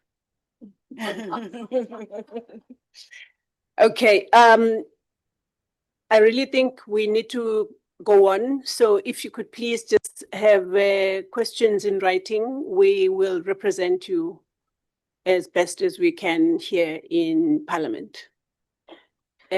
Chair, sorry, is there nobody else who's online in the room? But somebody in the room. So for example, the legal advisor, she was linked in. Maybe the sound comes through on her speaker and she can use the microphone with her laptop. Do you know what I'm saying? So if this system is linked through the whole system, that's obviously the system that's not working. But if somebody's linked individually to the meeting, then when they can just unmute their sound on their microphone on their laptop and use these microphones for the sound to come through. Can we try that? You heard Co-chairs, that? co-chairs, but before that, there is a thing which is worrying me. Oh, now there. Yes. Okay. Can you hear us now? Yes. Oh, fantastic. It's because Honorable Sambande spoke again. His voice was magic. Go ahead, ma'am. All right, thank you very much. Honorable Co-Chair, I started off by saying you said to me I can take over. Be careful of telling me to take over. I might take over the entire meeting. But Honorable Co-Chairs, through both of you, thank you very much for the presentation, as we have all reiterated the incredible importance of the CDA within the drug crisis of South Africa. It is also important to note that there are developing countries that have been able to address their drug crisis. So as South Africa, I think we owe it to our people to take this very seriously. I am concerned, and it's not that I don't think lessons are important. I am concerned that lessons are being learned basically or lessons that should have been in place when the CDA was in place in 2013 are still being learned in 2026, which is 13 years down the line. There are a variety of reasons why this concerns me. Firstly, it looks, and do correct me here, as if the CDA has not been taken seriously as an entity to curb the drug scourge within South Africa. But before I get into that, I do need to ask questions about the criteria, especially within the context of the current misappropriation of funds or the previous misappropriation of funds. Within the vetting of each of the individuals who applied to be on the CDA board, what exactly was vetted? Did it include a clean history within and an understanding of accountable governance and the principles of the Constitution that are incredibly important for any board member to not have any history of misappropriation of funds or any dealings with people who or any basically any fraud or anything that looks in the gray? Was that part of the vetting process? I then am concerned about the legal opinion, not because I disagree with it, I tend to agree with it, but my concern is twofold. Firstly, precedence has now been set that when a board has expired, the minister can just ask for an extension or it can just lapse. And it worries me that precedent has now been set with regards to this, because it is a slippery slope when laws are not abided to, and our laws are founded in the Constitution of South Africa that was hard fought for in this country. And without law, there is anarchy, and we cannot have anarchy in an organization that needs to look after the most vulnerable in society. We need to take this seriously in DSD as well as a central drug agency. So I would like to find out what the implications are on precedents with regards to the ultra vires that has taken place in this process after the expiration. I am also very concerned, and maybe the minister or the deputy minister can give more clarity here. When the deputy minister asked, when the CDA board has expired, why can they not continue to work? It is of concern that there is a flouting of the law and a flouting of processes within DSD with regards to the CDA specifically. And I'm also concerned that there is a pointing towards the minister should appoint all the CDA board. board members. Unfortunately, that is not how our constitution and our government has been put together. Our government has been put together to ensure democracy. And as part of democracy, there's representatives from every political party to ensure the voices of all South Africans are heard in these processes that need to be accountable by more than one person. Then there are two more questions. Within the closing in the previous joint meeting, the Deputy Minister mentioned that he is of the understanding that there is no treatment for drug abuse. And I think we can go back on record to see whether or not this was said. And if this was said, and as many of us heard it, what guarantee that do we have that the DSD is taking this seriously? Because there is treatment for drug abuse. There is treatment to ensure that drug abuse is not as rife as it is currently in South Africa. And as I said earlier, there's a lot of research showing in developing countries an improvement with this when there is the political will to do it. Then with regards to the 21 organs of state that needs to be engaged with,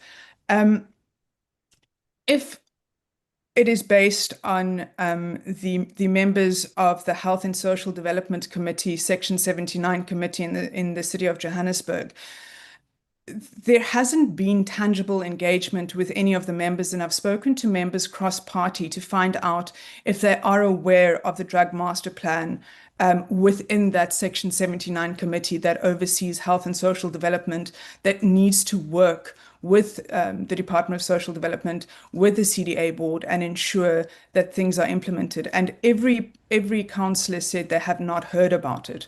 So either the engagement was not effective or the engagement was not done. And that brings us to the big concern of what actual tangible engagement has taken place with the 21 departments or organs of state over the past 13 years with regards to the CDA and the drug master plan. Thank you very much, Co-Chair, and thank you very much for sorting out the technological issues. Thank you, Honourable Du Plessis. I sorted nothing out, but thank you to those who did. The Honourable Sibande. Thank you, Chair. Thank you, DM. Thank you to all protocol observed. Chairperson, I wanted you to get clarity or else maybe to ask few things. Ne? Number one, about the outgoing board members. Have they presented the legacy report or not? If not, why not? Well, they didn't present it, their legacy report. And then, again, with the issue of the shortlisted people, let me put this way. Are these shortlisted people including foreign nationals? You know why I'm raising it? It was a shame and disgrace where to find that in in the Department of Education, some of the institutions, it can be your colleges, it can be university, they are still using foreign nationals as a priority while we're having a lot of people sitting there with qualifications inside the country. Our kids, they can't get job. And then I passed them again.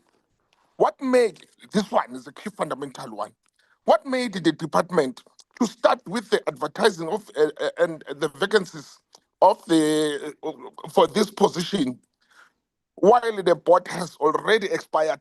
What made them to slow advertise this thing? Because now we can't do anything because in terms of legality, we are confined in a box whereby they can't do this because according to the legal opinions, some of the things will be out of discussions. Why they started to start the process so late? And then again, I wanted you to find out with the issue of the interim arrangement, that in terms of the legality, for how long must the interim committee continue to operate? because I think they're supposed to have a time frame as well. And then I wanted you to find that you see like this one, whereby the department indicating that they've received the questions. I think they've dealt about it, but I'll go broad about it, whereby the department have received 102 applicants and then disqualified 31 and then shortlisted 31.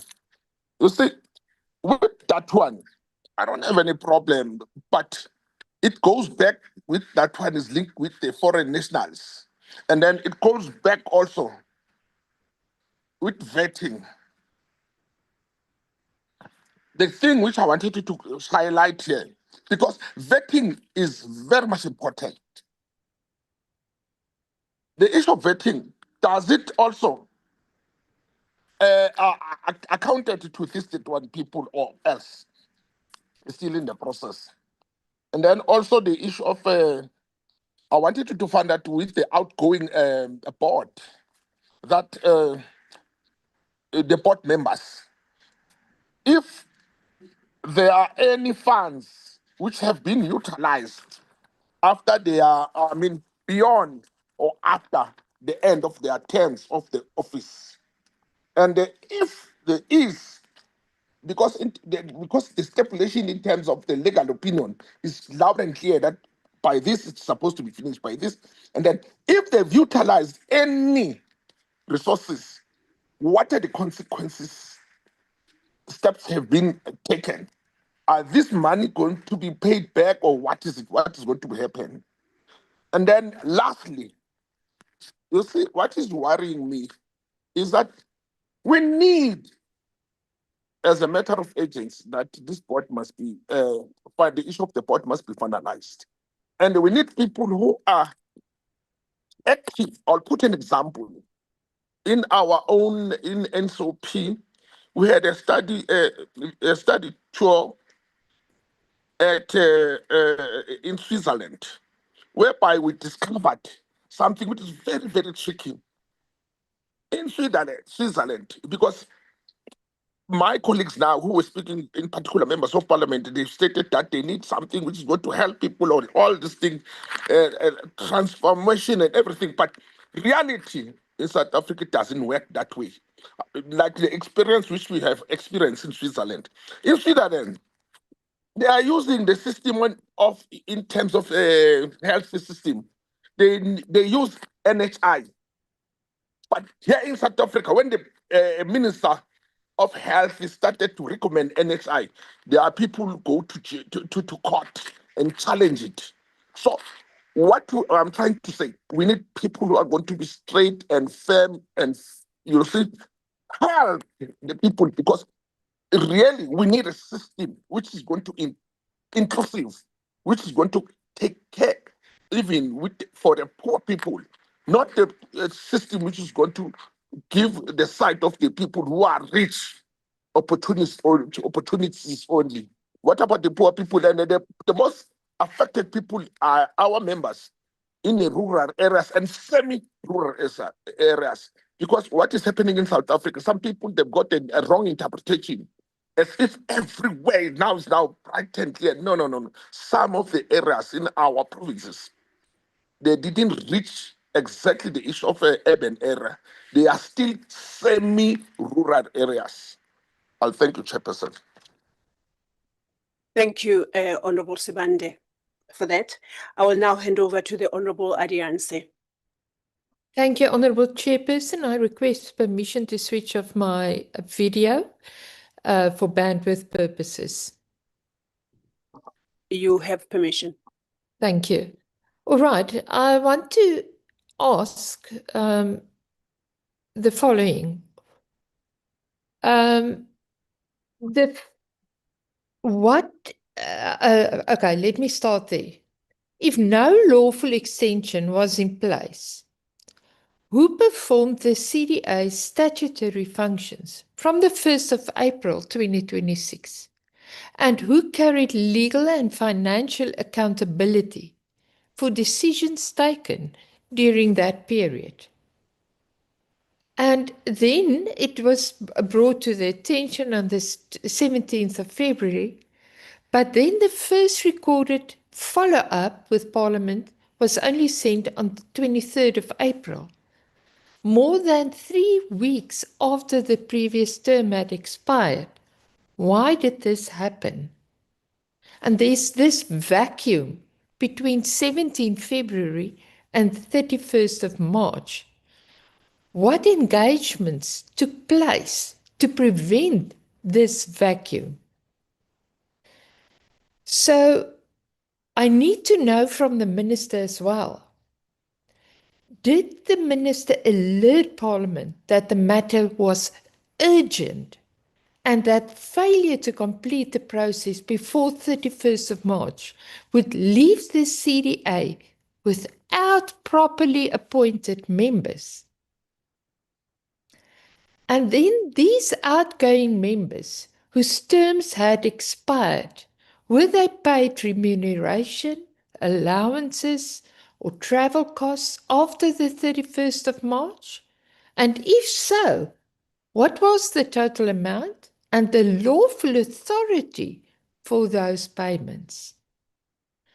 So in short, how can the minister expect the CDA to coordinate South Africa's response to the substance abuse crisis when the department could not manage a predictable appointment process that began 8 months before the existing board's term expired?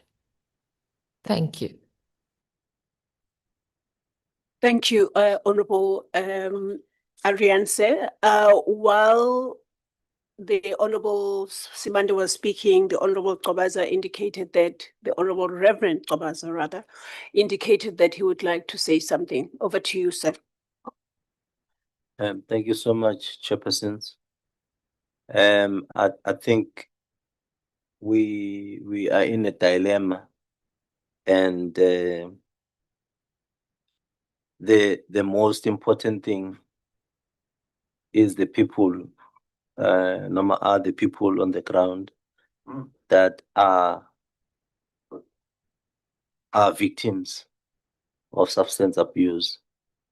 And the fact of the matter is that we need this board working as in yesterday.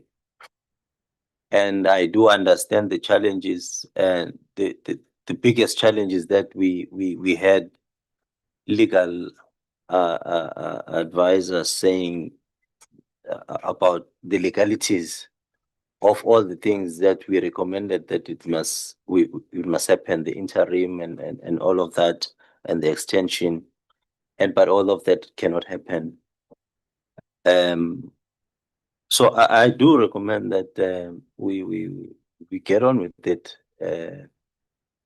because we need the sport ASAP, and it is up to this committee how fast it's going to be in terms of making sure that everything goes through as quick as possible for the board to start working.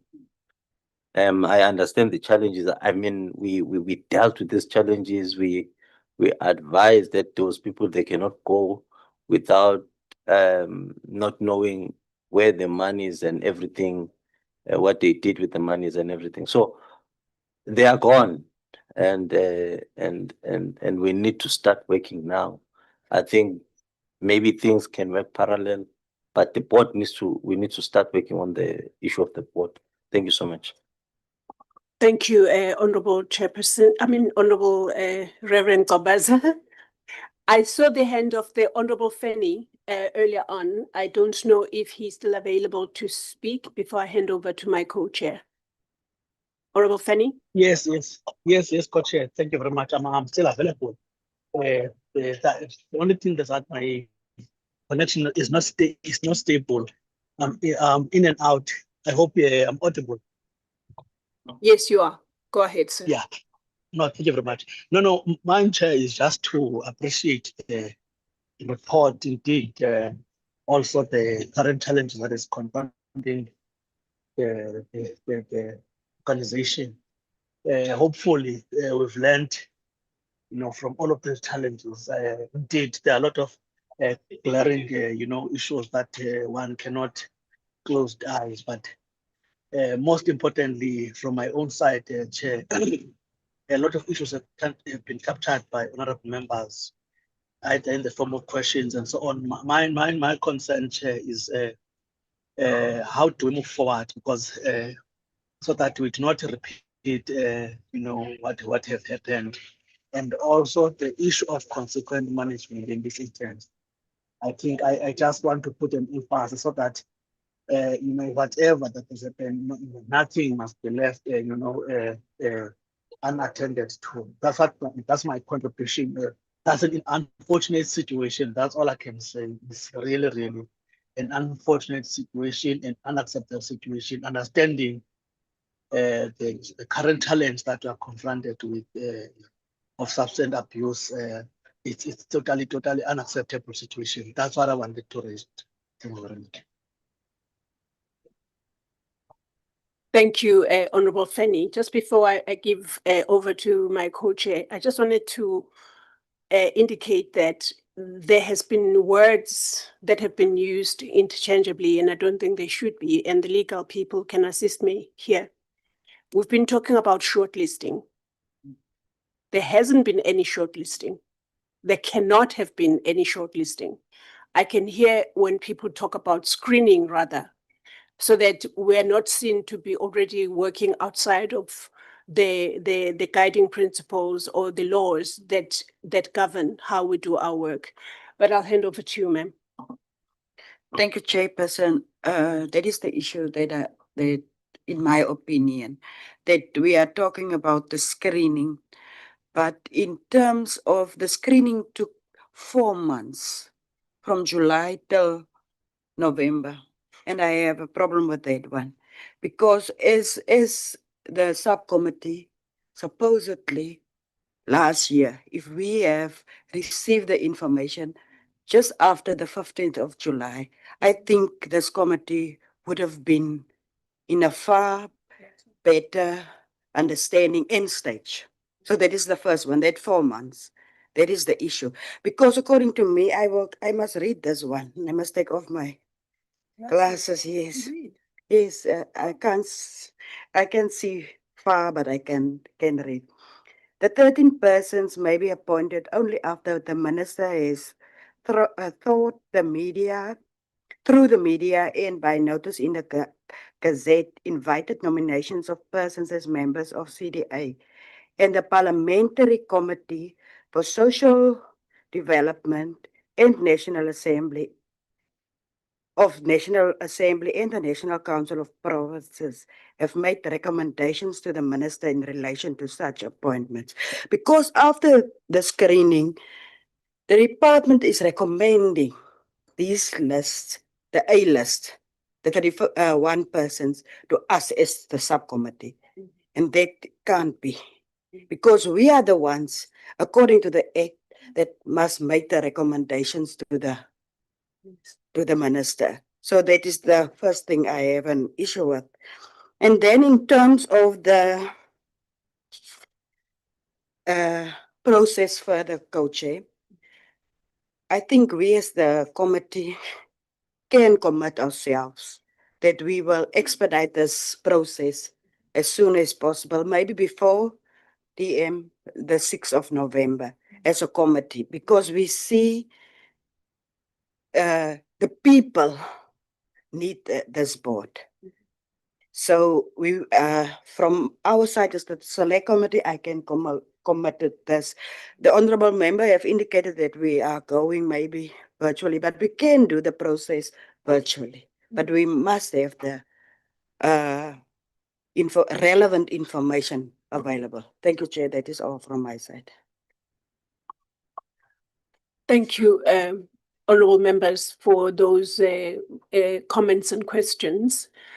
I think I will hand over to the department to deliberate or to provide any clarity that the questions that we ask would have come from the department, as it were, and taking into consideration the fact that the process is now.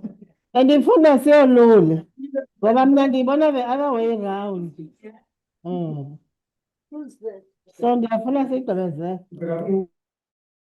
Volume yale laptop. Okay.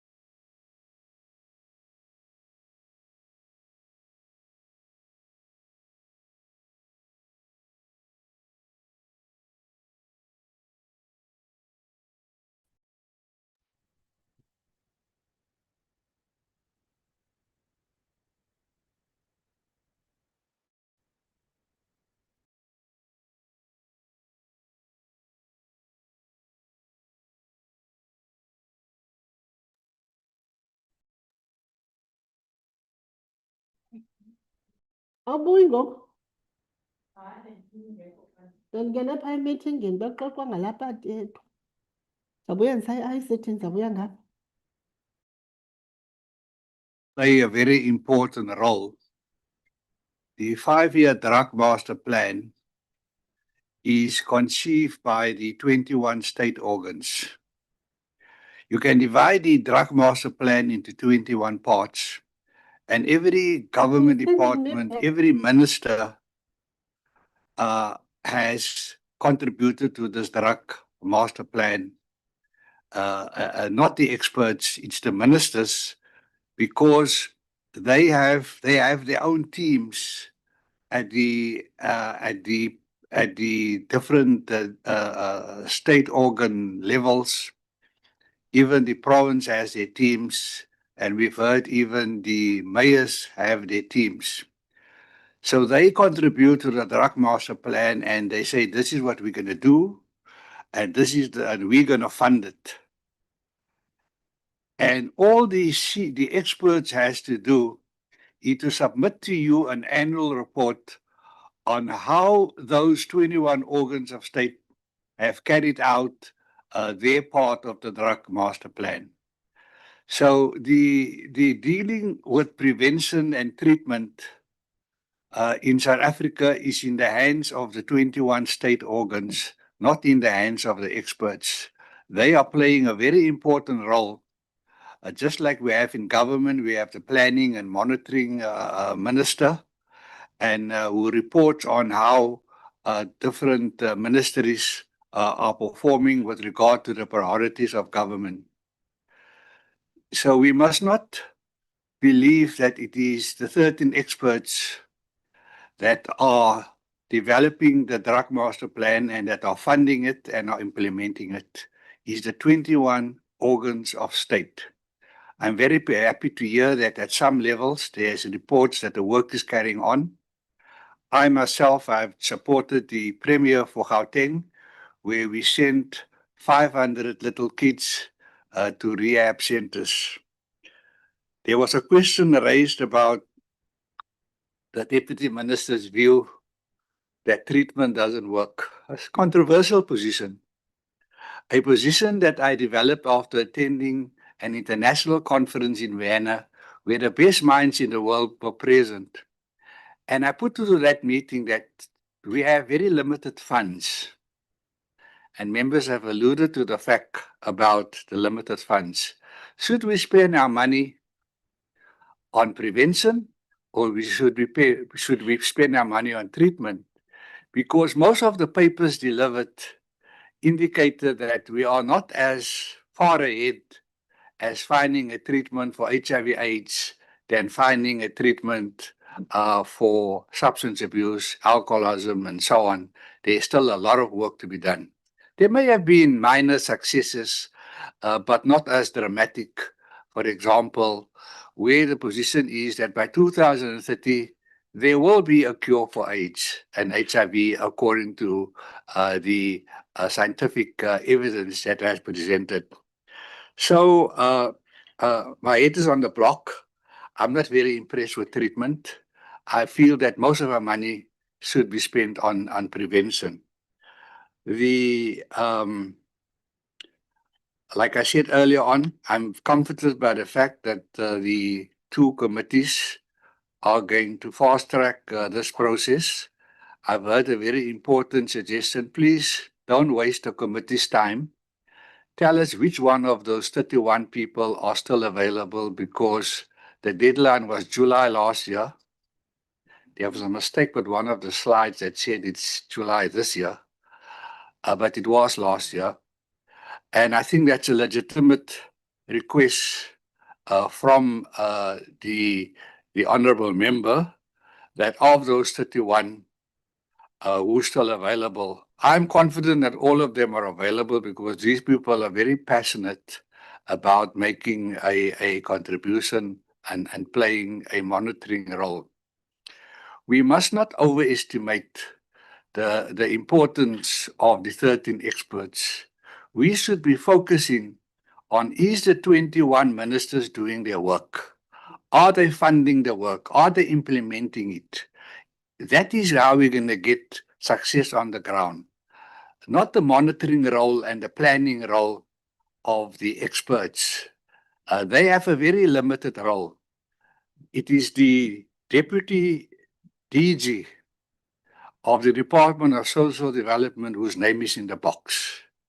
And yes, I've been hounding her whether the names have been submitted to Parliament, and eventually it was submitted to Parliament on the 17th of February. We regularly followed up with the Deputy DG and also the DG, because we didn't want a situation where I have the delegation, but I don't have a board of experts assisting the 21 ministers.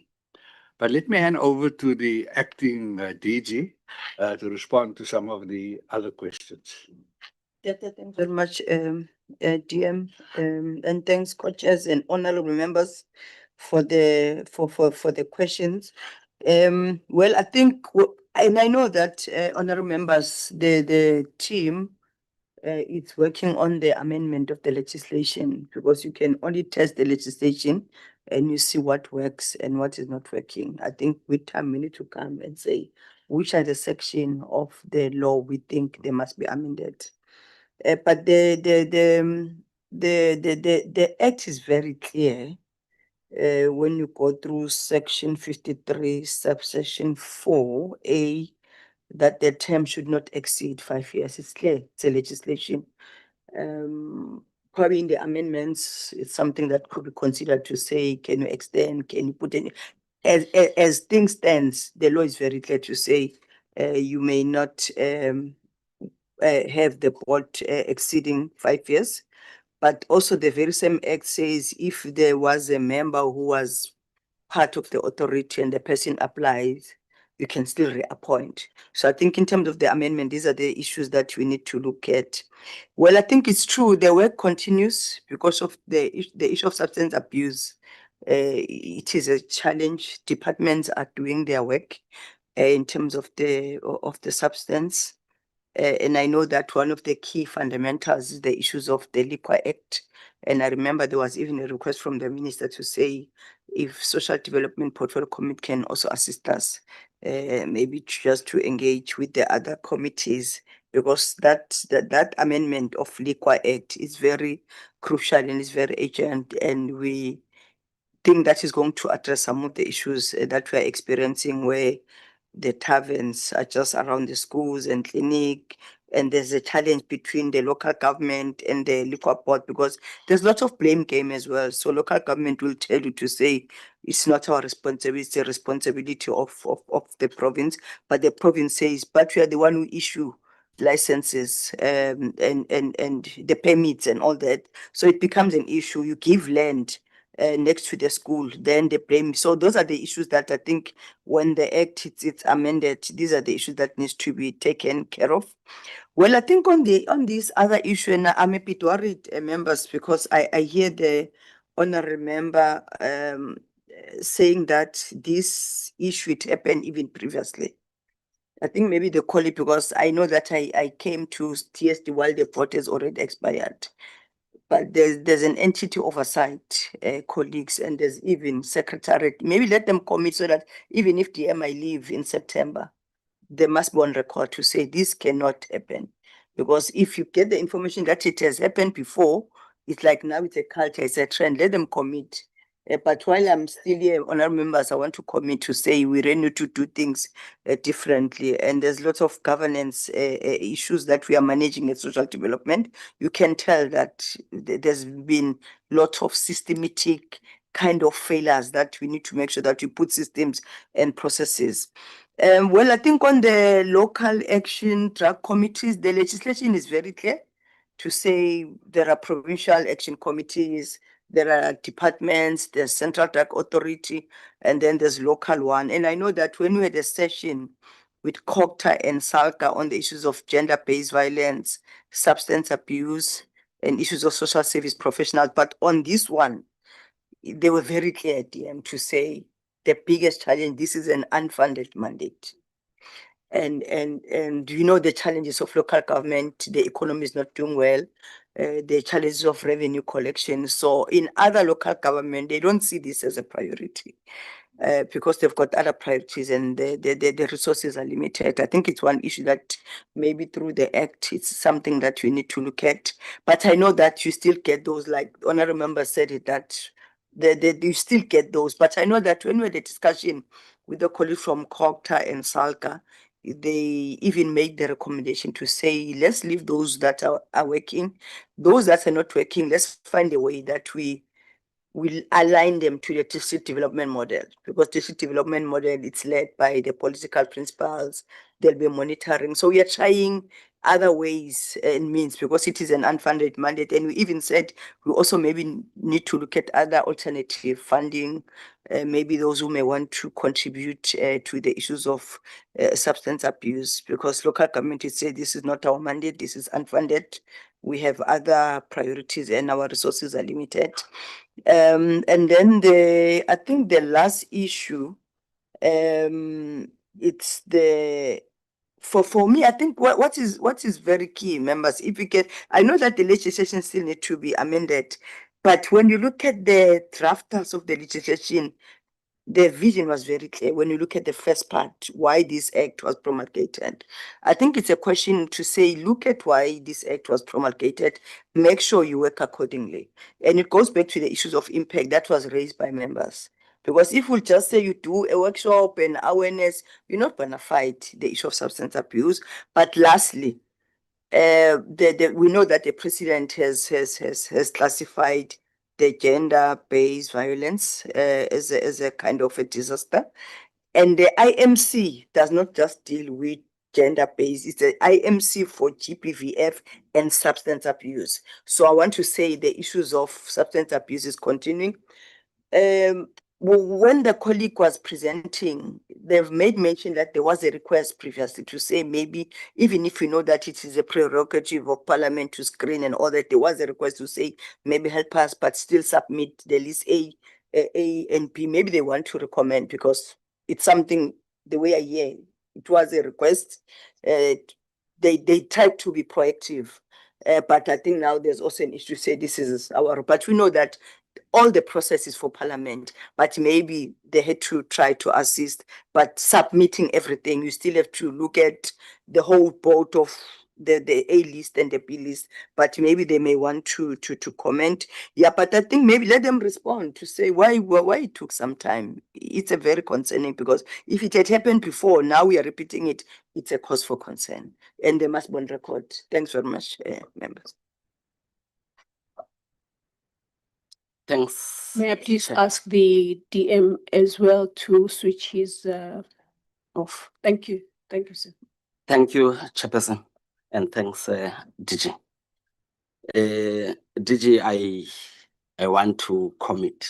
Maybe I should apologize first for the mishaps within the department. I acknowledge that the time frame, it might be that the colleagues who are working on this aspect underestimated the time it takes for it to turn around.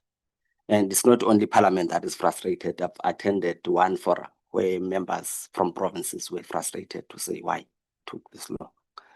And in response, I committed that this time around we'll make sure that we do things much better. And we apologize for this mishap from our side. And thanks again, DG, on clarifying the issue of the list. The 102 from our side is very clear that this is a parliamentary process. We were just assisting. And thanks, Chair, for clarifying that we were screening against the criteria, not to say we're taking over the process. That's why from our side, all the lists were submitted. But it seems there was a mishap in the supply chain process of submitting from line function because we submit through the ministry. We were also surprised to learn this week that the other list didn't reach Parliament. But we'll make sure going forward that we do our diligence and we follow up with the relevant offices to ensure all the documents reach Parliament on time. DG, with regards to, there was a question relating to what has happened if there was any expenditure after the lapse of the term. No. Remember, CDA doesn't have a financial delegation, and we clarified this in the past. It's not a fully fledged board. It's a authority that is funded through social development. Their budget for their traveling and logistical arrangements or their meetings is managed by a directorate within social development. So what they do, they would claim for their costs. So they didn't have a financial responsibility managing funds. Those funds were managed from social development. And I think during our engagements last time, we tried to clarify that. Thanks. I think most of the areas the DM covered us with regards to the role of the 21 departments that are currently functioning in line with their mandates. And the reports that we'll be presenting here will be reflecting the work that is being done by those departments, as we will be submitting an annual report. And I must indicate that the outgoing board has worked on the inputs for the new drug master plan. They've engaged all the stakeholders, and there was a process we set as a department with the experts to integrate that document to ensure that all the inputs from the different structures are integrated into that. And I think DG, those were the main issues, but I think in the large, I have been covered by the DM and your comments. I think the CD entity oversight also look at them. Thank you very much, DG, for the opportunity. I want to appreciate the honorable members for the questions and guidance, and also to appreciate the legal opinion. My colleague, Mr. Pasha, just joined the department. We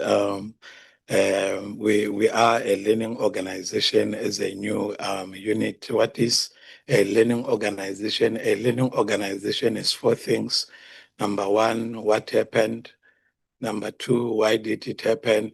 Number 3, what are the lessons? Number 4, what can be improved?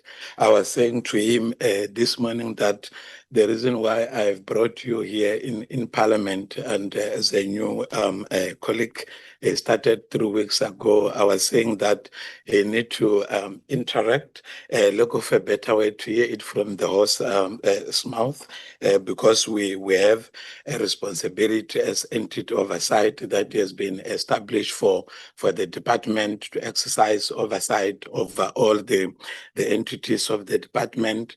And we are here also committing ourselves, working together with the team, the welfare branch, because in our oversight, we specifically focus on governance, performance, compliance, and also the financial reporting, which may not necessarily be their expertise. So we are going to complement each other as a multi-disciplinary team. I was whispering to him that normally in terms of best practice, 6 months before the end of the term of any board, you start the process. I was saying to him that I think with the nature of CDA and of course other boards, but in particular this one, because the parliament is involved, is unlike other boards, to say that even 10 months before, so to allow for the process, so that at the end of the day, the board is appointed on time. And also I was thinking about the board evaluation. I'm happy that the CDA is 5 years. Is a normal practice in the mid of the board. Will conduct board evaluations and so on, effectiveness, especially in particular the 13 members. And obviously we will not change the past.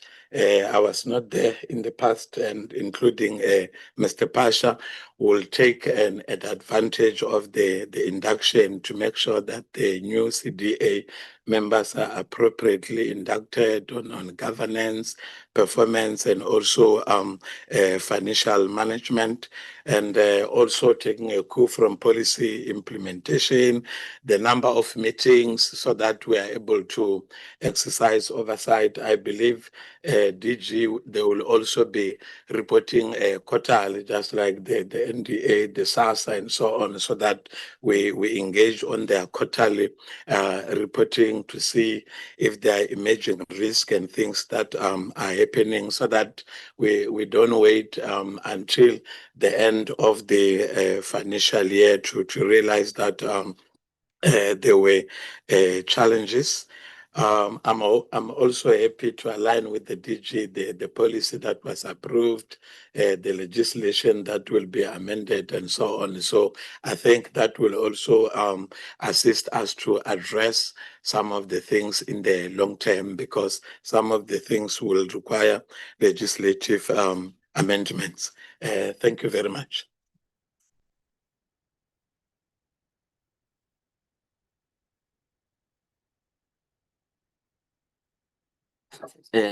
Thanks, DG. I think I was checking which area we have left. I think there was an issue around vetting of the members. Just to confirm that it's a process that must be done after the recommendation. It's an acknowledgement of the costs that are related in that process. But we agree with the honorable members that we're trying to guard against the mishaps of having unqualified people to be part of these processes, because it can be very dangerous. We will find drug dealers making their way into the list. If we don't do proper due diligence, we might have those challenges with their consequences. Thank you very much. Citizenship also, it's verified.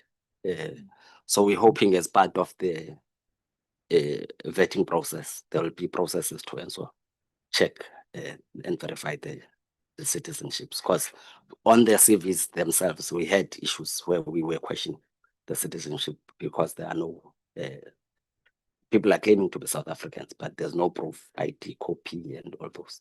So we will be undergoing process to ensure that we verify who are we dealing with as part of those recommendations. Thank you so much for that. Colleagues, what is the list that I was scribbling as the questions were asked? I think we left with the legacy report. Is there a legacy report of the outgone board? Is the question I think was not answered. I think it came from the Honourable Sibande.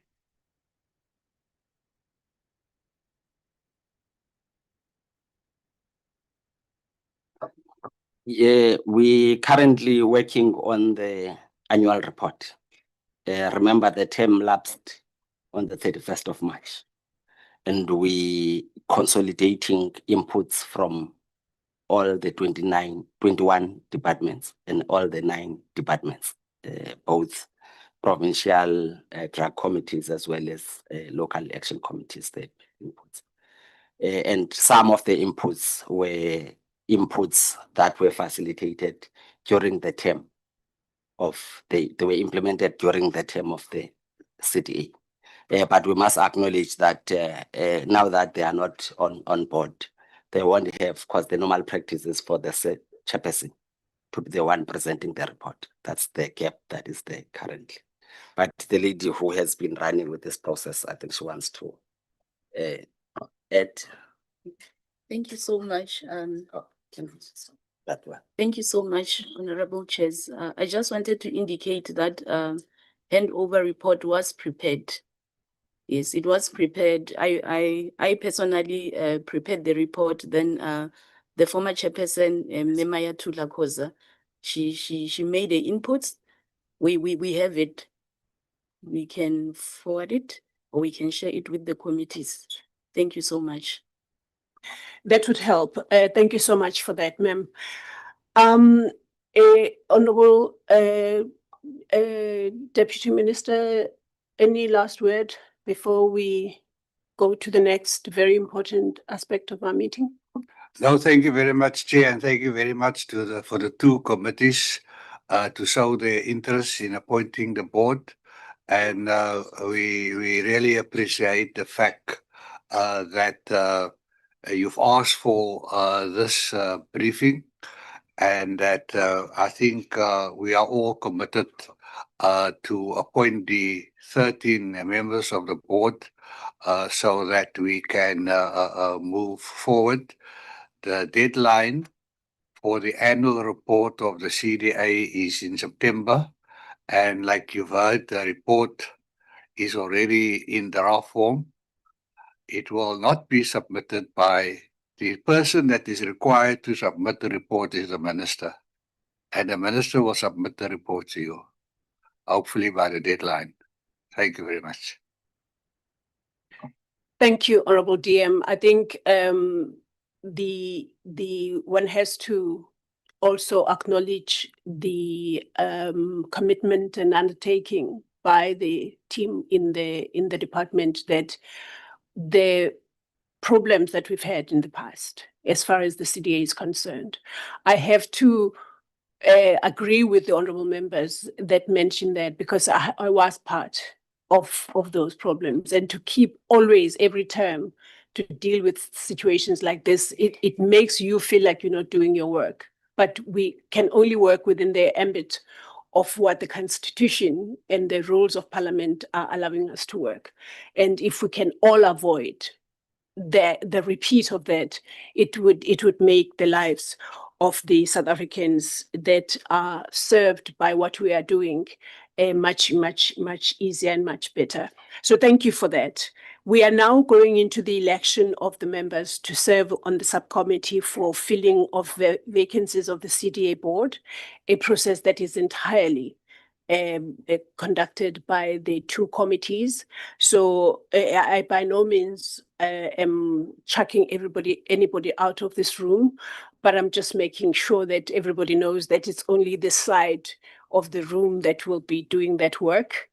And And we will obviously be given by our two secretaries a sort of marching orders as to what needs to happen and how and when, and then we will be doing the election of the members.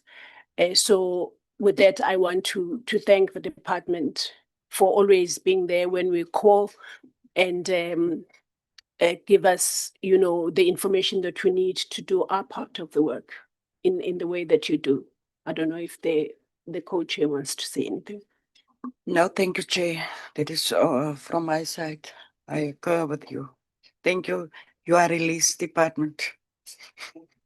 You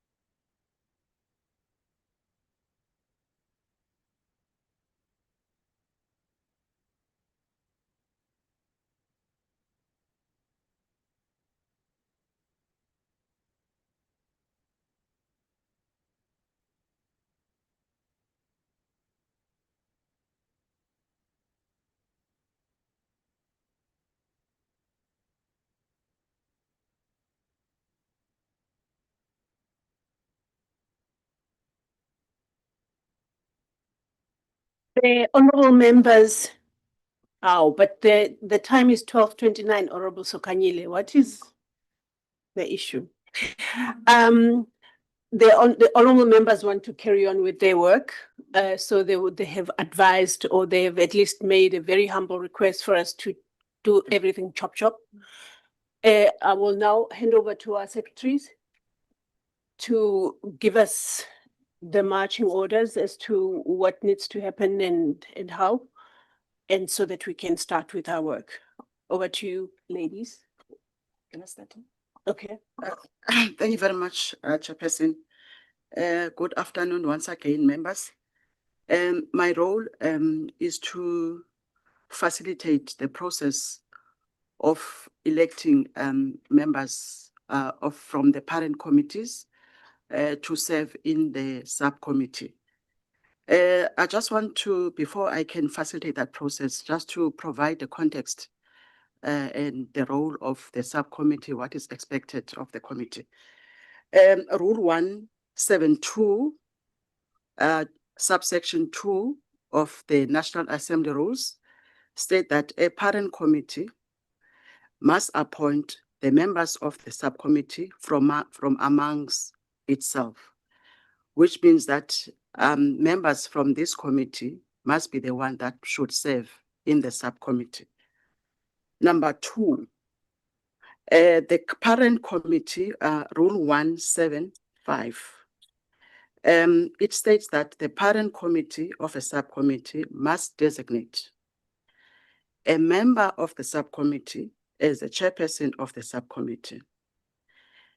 The chairperson of the subcommittee will have a responsibility to preside at the meetings of the subcommittee. Another rule I wanted to outline, Rule 176.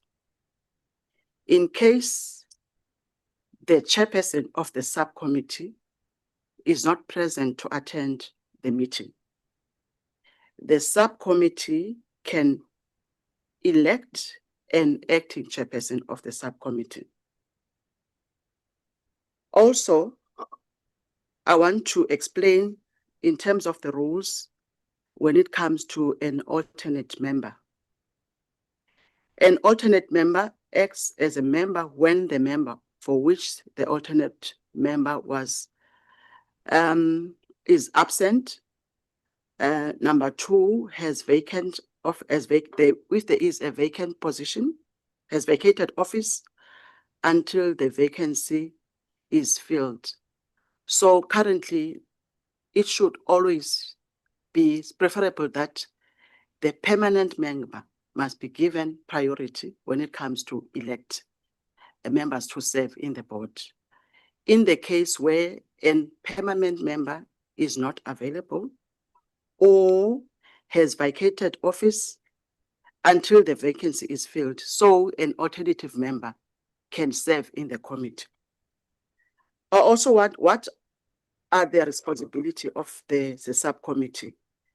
The subcommittee has powers confirmed in terms of the rules, but they make recommendation. I just want to quote Rule 178, state that the subcommittee makes recommendation to the parent committee.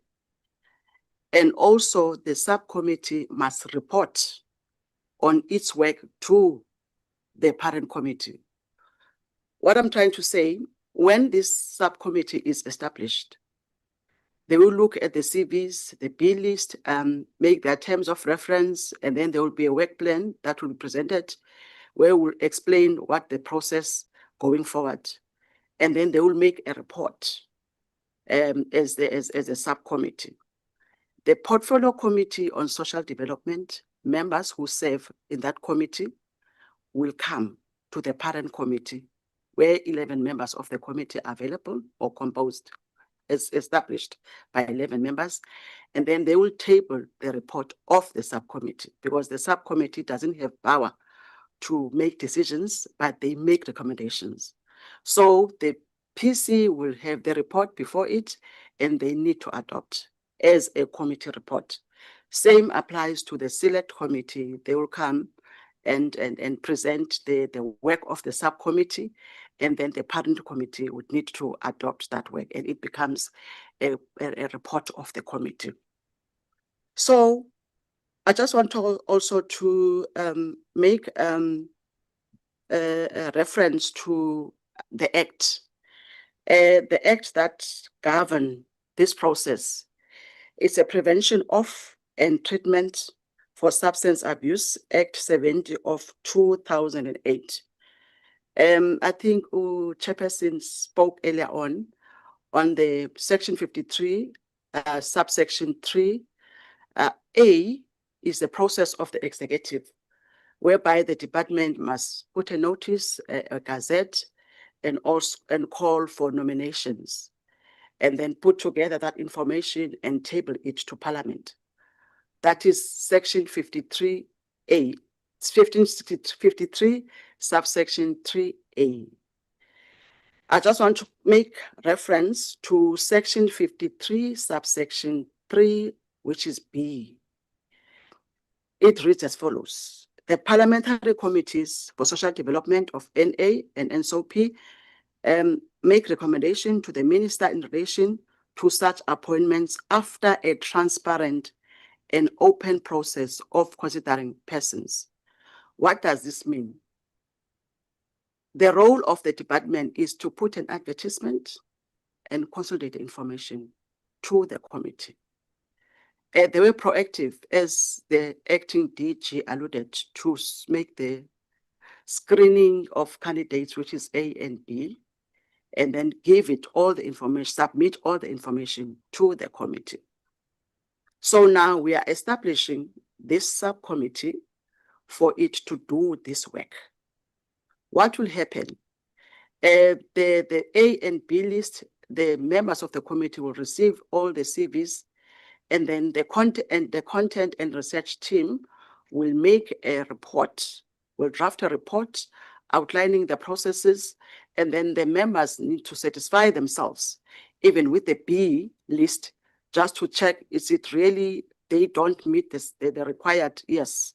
So all the documents, all the information, will the subcommittee will have an eye to verify or satisfy itself. So what will happen? You will shortlist at the subcommittee. You will have your CVs, look at the people who deem that qualifies, and then there'll be meetings for shortlisting and motivate why you want to shortlist this person. And then we will also schedule interviews. And then where we will interview the shortlisted candidate. What is important in terms of law, and also transparent, because the acts speak about that this process should be a transparent and open process. The shortlisted candidates, after the subcommittee have met, look at the CVs, satisfy itself, agree that we need to shortlist a number of candidates, and as well as to agree on the number that they need to be shortlisted, because there's only 13 vacancies. Maybe the committee can say let's have an additional 2 in case of attrition, and even if they leave office, they leave the board. So we are required to publicize the names of the shortlisted candidates for information. And then after you have conducted interviews, obviously you need to make recommendation to the minister. It is the minister that make the appointment based on the recommendations from Parliament. It's no longer a subcommittee responsibility because the report was adopted by the parent committees. And then the minister will need to table the names of the candidates who have been recommended by Parliament. And then their names will be ATC, and then they become the members of the board after these due processes. In terms of the formula, chairperson and members, I was involved in I think the last 2 appointments of this board. One was in 2015, if I'm not mistaken, and the second term was in 2020. I think the presidents in members who serve in the boards during my tenure, automatically the chairperson were also of the parent committee, were part of the subcommittee. I think from the last 2 appointments of CDA boards. So, Chair, in terms of the formula we used for the last appointments of this statutory appointment, we used to have 4 members from the National Assembly, and then we'll have 4 members from the National Council of Provinces, which the formula was as follows. Then it was before the Government of National Unity. In the previous term, we had 2 members from the ANC, and then 1 member from the Democratic Alliance, and also 1 member from the EFF. But now, and the Mkhonto weSizwe party becomes an official opposition party because they have more numbers. So the formula, because of this situation, we have 2 members from the ANC, and then we'll have member from the Democratic Alliance, DA, and then we'll have 1 member from the MKP. So in terms of this process, and then the political parties will just mention or indicate the members they wish to serve in the subcommittee, noting my briefing regarding that who is supposed to serve in the subcommittee, and also take note the issue of the alternative, that it is only if the permanent member is not available or has vacated office. Thank you very much, Chair. That's the briefing thus far. Is there any clarity so that we can start with electing the 4 members, if you agree with the 4, or any other discussion, Chair?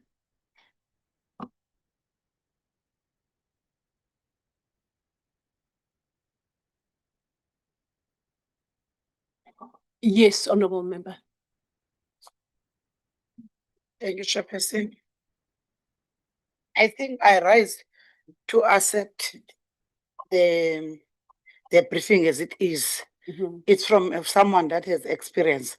that we have worked with the committees. There's no way that by today we can doubt. So I rise to accept the decision as it is. Okay. Thank you, Honorable Member. Anyone who want to then second that? Yes, Honorable, there's two members. Go ahead, Honorable Okay. Sokanyile. Thank you very much, Chairperson. I'm seconding the honorable member to say that. It's my device. It's my device. That's why we're asking you. Okay,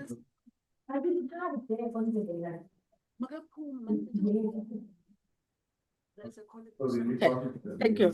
I'm saying that I'm seconding the honorable member to say that let us move with the guide she's giving us, because you can see that she has got an experience in this, unless the way it shows that on my side, there's nothing, everything is clear.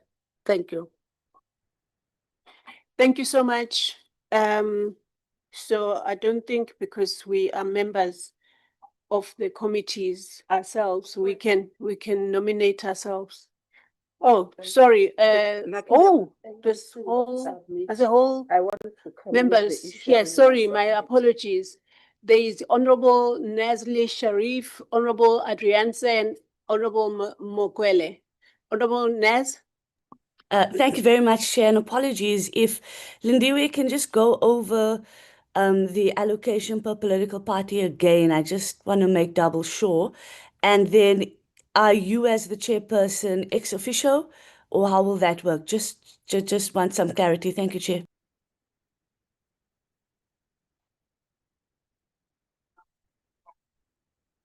Honorable Adrianse. I'm covered by the previous question. Thank you, Honorable Chairperson. Thank you, Honorable Adrianse. Honorable Makwele. No, thanks very much, Chair. I'm also covered because I also wanted to check the status of the chair. But in fact, in terms of the process is more clear. Like as we have indicated, it's going to be, like as we said, each party will then submit two names. Each party will submit the names that is that they get according to the proportional represented as they presented. I should think the process is very clear. Thanks very much. Thank you so much, Honorable Makwele. Honorable Mahato, do you want to say something? Yes, thank you very much. I wanted to come with a suggestion on our side, or Ms. Sokanyile, yeah, at least must come with the way forward on the names, so that on the side of the ANC we are done. Let's just answer the questions that have been asked. Go ahead, Lindiwe. Thank you very much, Chair. The formula is as follows. There will be two members from the African National Congress. There will be one member from the Democratic Alliance. There will be one member from Umkhonto weSizwe Party. The issue of the chairperson, whether is it official, the rules are silent about whether the chairperson is will automatically be a member that serve in that committee. But as I indicated earlier, there is a precedence in the last two statutory appointments whereby the chairpersons of the committee were serving in that committee. Thank you very much. Thank you, Lindiwe. Thank you. I see the Honorable Sharif is giving us a thumbs up. Honorable. Sorry, Chair, just to follow up on that one. The chairperson serves as part of the four or serve as the number 5 on the 4. Okay. Honorable Mare. Thank you, Chairperson. Chairperson, I hear what you are saying, that you're going to add the two ANCP person, the GA and the MK. I want to know, is there any provision in that rules that you're having there, that from the 4 you can make it 5-5 from both sides, because I really want to be part of this process.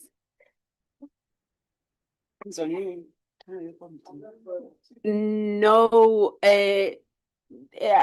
from what was said, we have 4 members. And also, I think I just want to confirm that although the convention has been that the chairperson of the parent committee was part of the subcommittee, it's not the rules, it's convention. Angit? It's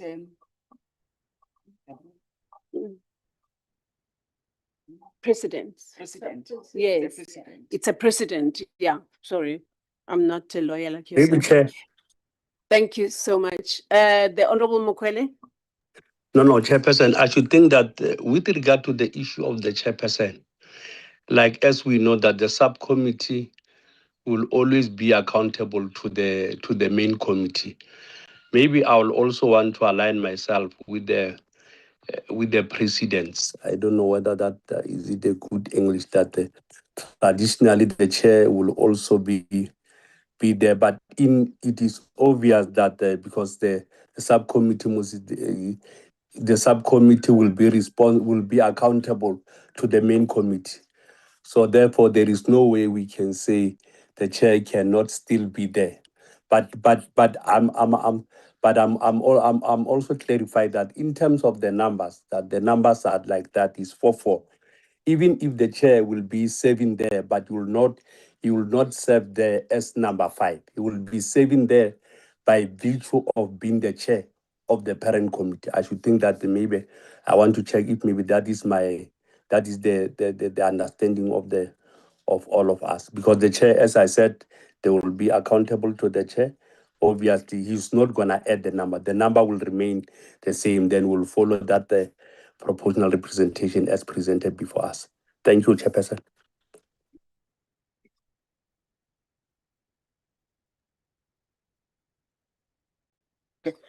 Thank you very much.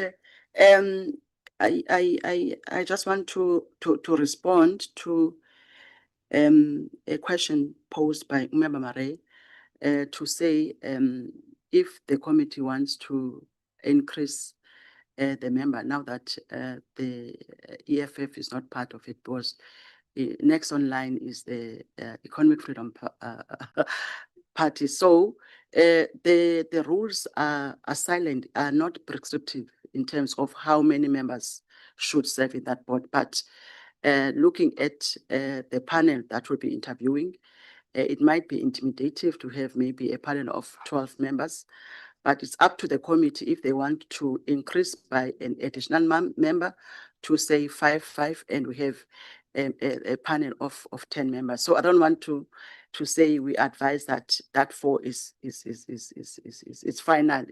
We confine to that 4. So it's up to the committee if they want to increase the number to 5. So it's up to you members for discussion. There we go, members. Let's take this discussion further. Honorable Member, yes, you are on the floor. Thank you, Chairperson. I think let us not open up. Yeah. Let's stick with the 4, because there are other organizations within Parliament that also have proportional representatives. Everyone will be like wanting to be part of the committee. Here it's made proportional in terms how a party managed to get some votes. Thank you. Honorable Kanyile.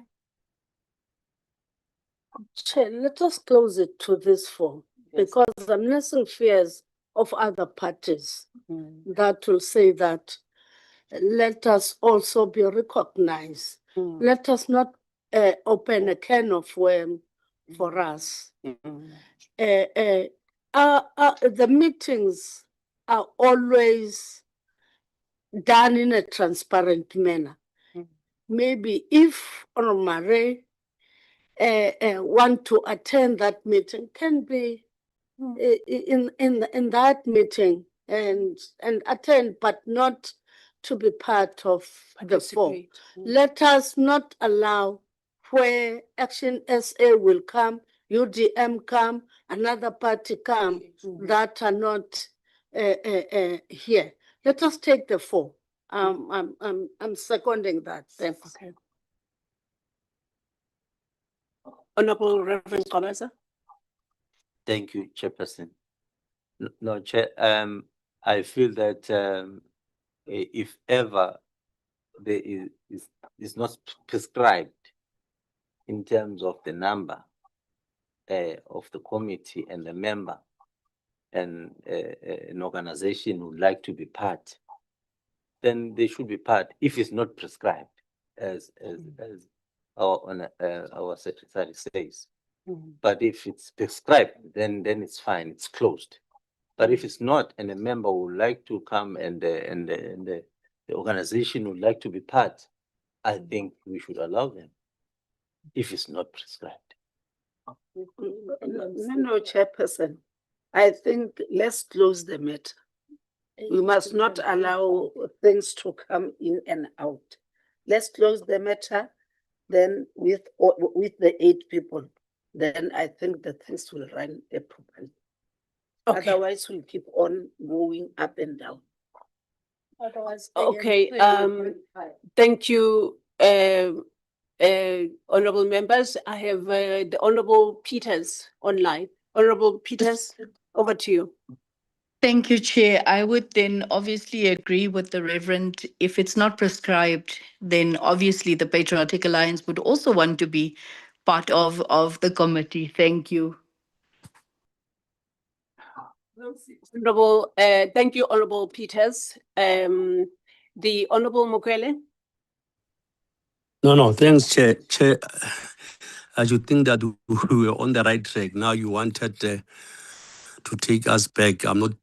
I know that we are in a meeting, but remember, we wanted to establish a manageable committee. Then, if we start to saying that everyone must be part, so what is the point? Because remember, we have adopted the precedents in this meeting. We have when we were briefing us, we told that previously there were 4 members using proportional representation, both sides, NA and the NCOP.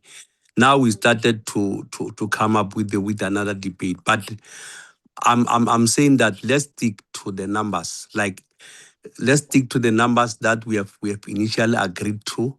And also, like I've indicated, each and every member of the parliament is allowed to attend any subcommittee meeting. So no one has ever. I can attend any member, any committee, even if I'm not the member. So now, what is the point that we want all of us to be in the subcommittee? Which is a small committee of the main committee. So I should think that let us not come up with something that will even distract people. I thought that at this point in time, we're supposed to be at the point where we forward names and proceed and move with this subcommittee thing. Thank you very much.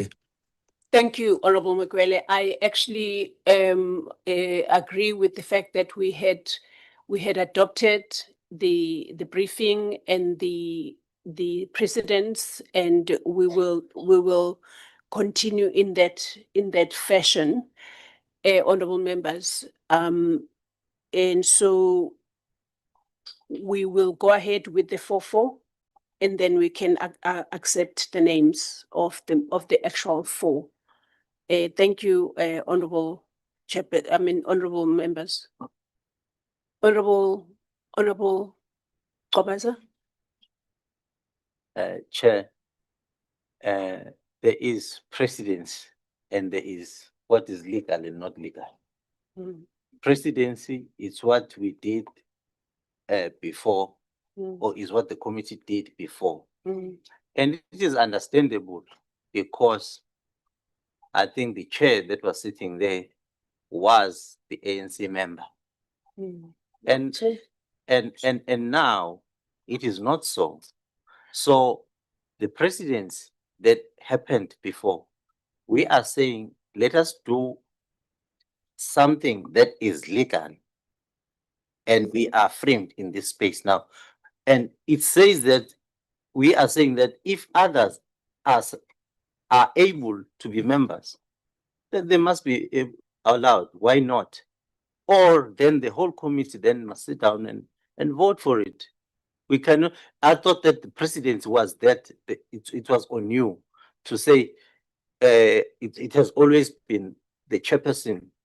The chairperson always comes in to the committee, and that is precedence. And then we allowed that it's precedence, but we didn't say we allow everything as it were. No, honorable member, I don't know that we want to go that route, because the adoption of the briefing included everything. And if a party inside of what has been adopted and seconded, if a party wants to say, no, we hear that there's 4 members, but we do not want you, Bridget Masango, to be part of the subcommittee, but within the 4 members. Because I don't want a situation where, because the ANC has already whispered that, okay, well, we bring 5 members.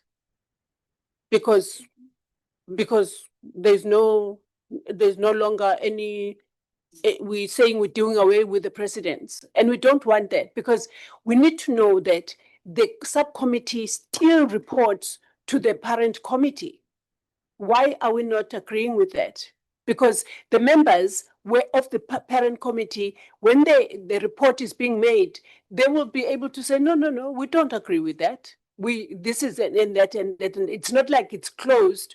It's for purposes of running a subcommittee, a containable number that is not unwieldy. Is that what I say? Okay. To be able to do this work, you cannot, because we might as well then say all 11 of us from this side and all 11 of us from, are you 11? 10, all 10 of them, then let's go. We are all a subcommittee. That's not what we want to do, is it? Because you have heard now what Honorable Peters has said, but be that as it may, we have accepted the briefing as is. Let us go with the briefing as is.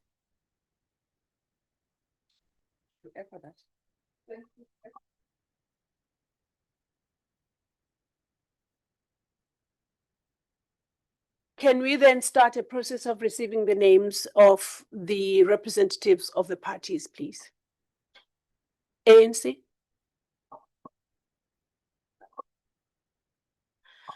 Thank you, Chairperson. On the ANC, it's Thokozile Sokanyile.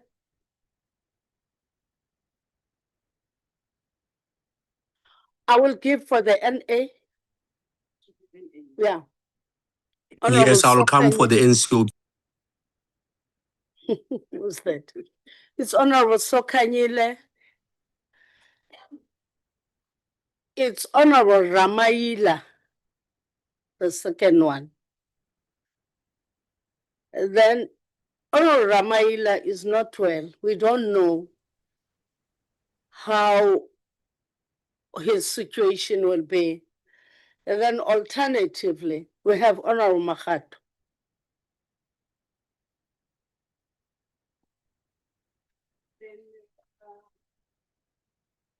That's the Democratic Alliance. Thank you very much, Chair.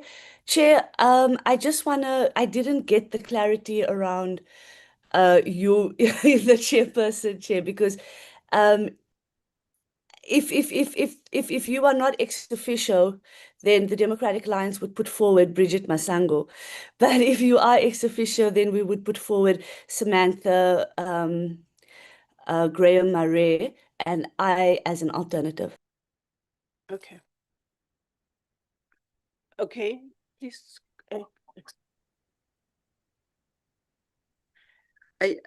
Thanks, ma'am. Is it X? What is X? Official. Ex officio. Extra official.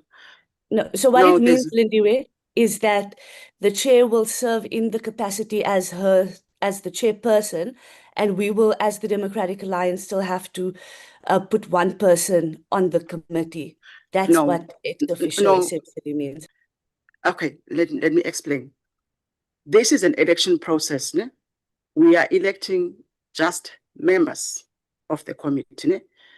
And what will happen, the next thing in this meeting as well, whom do you think should be chairpersons of the committee? Because I've quoted the rules whereby that a subcommittee must elect amongst itself a chairperson or co-chairperson, because this is a joint subcommittee meeting. So there will be only one member from the DA. If you want to have an alternate member, in case of member Ramaila, it's because he is sick. So that's why there is a member Mahato. Otherwise, the chairperson, if you elect member Masango, he's just an ordinary member to the subcommittee.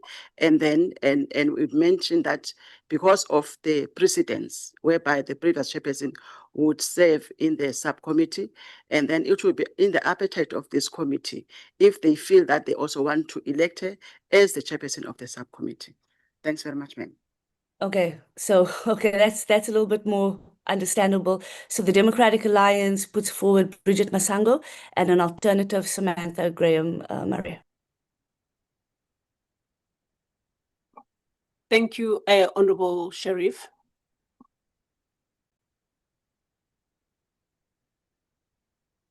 The Umkhonto wesizwe. Sihlalo angithokoze kakhulu. Sicela ukuthi umkhonto wesizwe kungene Honorable Reverend Gabaza. Thank you, Honorable Princess Bishop Tsweni, for that.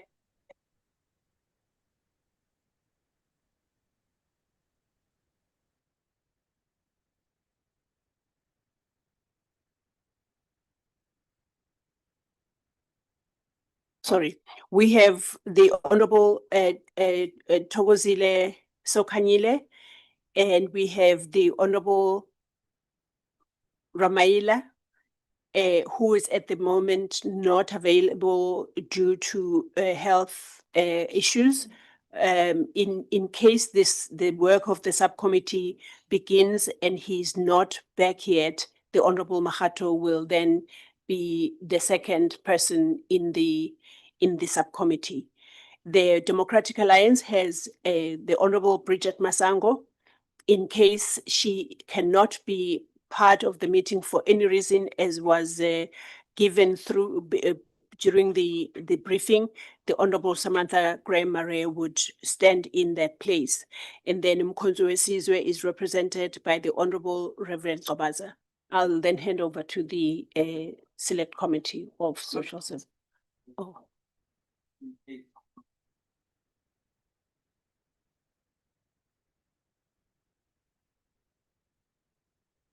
Okay, no, that's understandable. I don't know what he's touching himself all over for. Okay. So the Honorable Bishop Ntsweni would be or our alternate. Okay, over to you, Honorable Fennis. Thank you, Honorable Co-Chair. We will move now over to the NCOP in terms of the ANC. Honorable Makwele.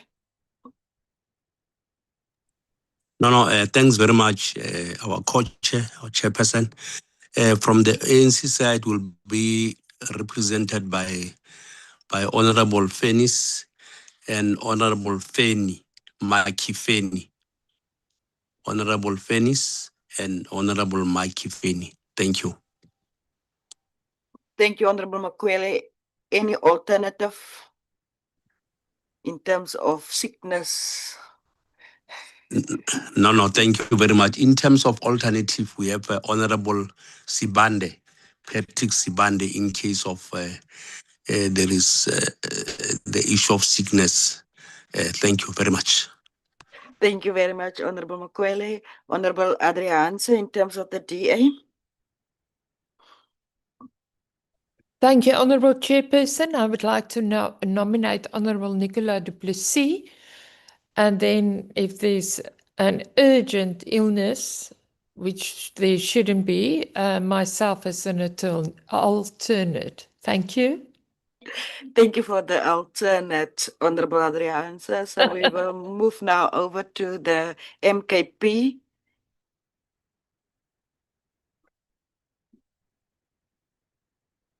Honorable member of the MKP. He's a new member, so it's a bit of a struggle. We don't really know him. So he's the only one, so it's his name. Yeah. Who is it? Mafumulo. Mafumulo. Okay. So that is from our side. It's from the ANC, it's Finis and Fanny. Alternative, it's Ibande. The DA, it's Honorable Duplessis. Alternate is Adrianse, and then the only one from the MKP, the Ngosi. Let me go there. Let me not go. Thank you, Chair. That is all from my side. Thank you, Aspetang. You have to yes, you have to appoint the chairperson. Chair, I just want to, in terms of the rules.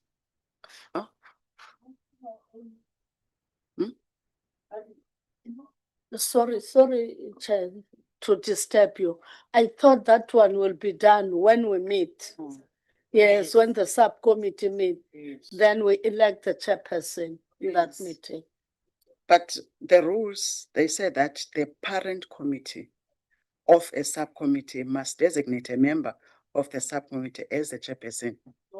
Oh. So it's still the parent committee, because we are making recommendations, you don't have powers there. Yes. Yes, ma'am. On that note of parent committee, as a parent, I'm nominating Umam Sokanyile as a chair. Chair. Okay. Yeah. So, sorry, we're gonna start with the NA, ne? Members from the NA. Yeah. So it means that the members of the NA must. Yes. Okay. Members of the. Who's saying chair? Honorable Mukwele, if you allow Oh me. yes. I didn't see your. I didn't look at your hand. Yes, Honorable Mokwele. No, Chair. I'm agreeing with you when you are saying that the parent committee must elect the chair of the subcommittee, which is gonna be. It won't be. Can I finish? It won't be either from the NCOP or the NA. We now have the subcommittee that is composed by both members of the NCOP and the NA. What I'm suggesting to you, I know that you wanted us to conclude this process by now, according to the way, but I suggest that maybe can't you give us just 10 minutes break if it's possible? I know that we might not have time. We don't want, because remember, election is not something that we can just, how can you just give us just 10 minutes if possible? Then we can just, I don't know, unless being directed otherwise. No, but I can't say that. If possible, but I don't know. Thank you. Honorable, thank you, Honorable Mokwele. I have hands up here in front of me. I don't know if you can see them. Honorable Makato. Chairperson, I come with the name of Sokanyile as the chairperson. Yes. Thank you very much. Yes. The subcommittee. I agree with subcommittee. Otherwise, that's the nomination. There should be a seconder. Okay. I nominated her initially. Oh, Nice. I'm seconding. Oh, okay. Further So nomination. When it comes to the chairperson, I remember when we elect the acting chair in the committees, I think it's in Rule 169, there must be a mover and then there must be a second mover. This process is different from submitting the names. We didn't have a mover and a second, we're just submitting the names, which is the names that the party agreed upon. When it comes to this role of chairpersonship, there will be we'll call in for nomination, And then we also have a mover and a seconder. And then if there is a further nomination, and there will be a mover and second and a seconder for that. So now there is a proposal for Member Sokanyile to be the chairperson of the subcommittee. Any further nomination? Member Mare? I would like to elect Mayor Bridget Sango. Sango. Further nomination, you second, ne? Masango Mare, seconded by Graham. There are the members on the. Please look at the members on the platform or online platform. Honorable Tong, your hand is up. Thank you, Chairperson. I wanted to remind Sis Lindy that a candidate must also accept the nomination. Okay. So honorable, that is right? Honorable Sokanyile, do you accept your nomination, please? Thank you very much. You know, on the issue of this nomination, of having a chairperson of the portfolio committee being a member, and there was a precedent that we did agree upon, that the chair of the last subcommittee was also chairing the subcommittee. I would like to thank the members who elected me to say that let us give the chairperson of our portfolio committee to run smoothly with the process. Thank you very much.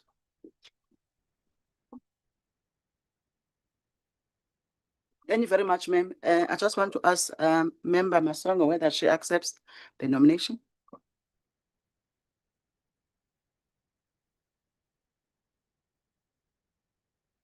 Members, now that there were two nominations and which is Member Sokanyile for record purposes, Member Sokanyile and Member Masango, Member Sokanyile declined the nomination. And then automatically Member Masango is a duly elected chairperson of the subcommittee for the filling of vacancies to the CDA board. Congratulations, Chair. From the NA, yes, Chair. We'll proceed with the election of the chairperson from the NSOP. Thank you.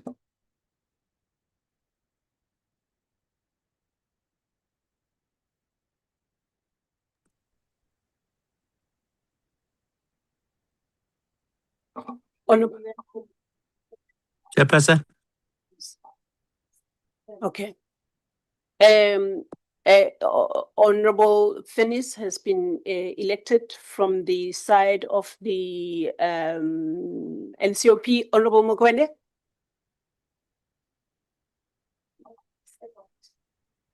Honorable Mokwele was first. Honorable Mokwele.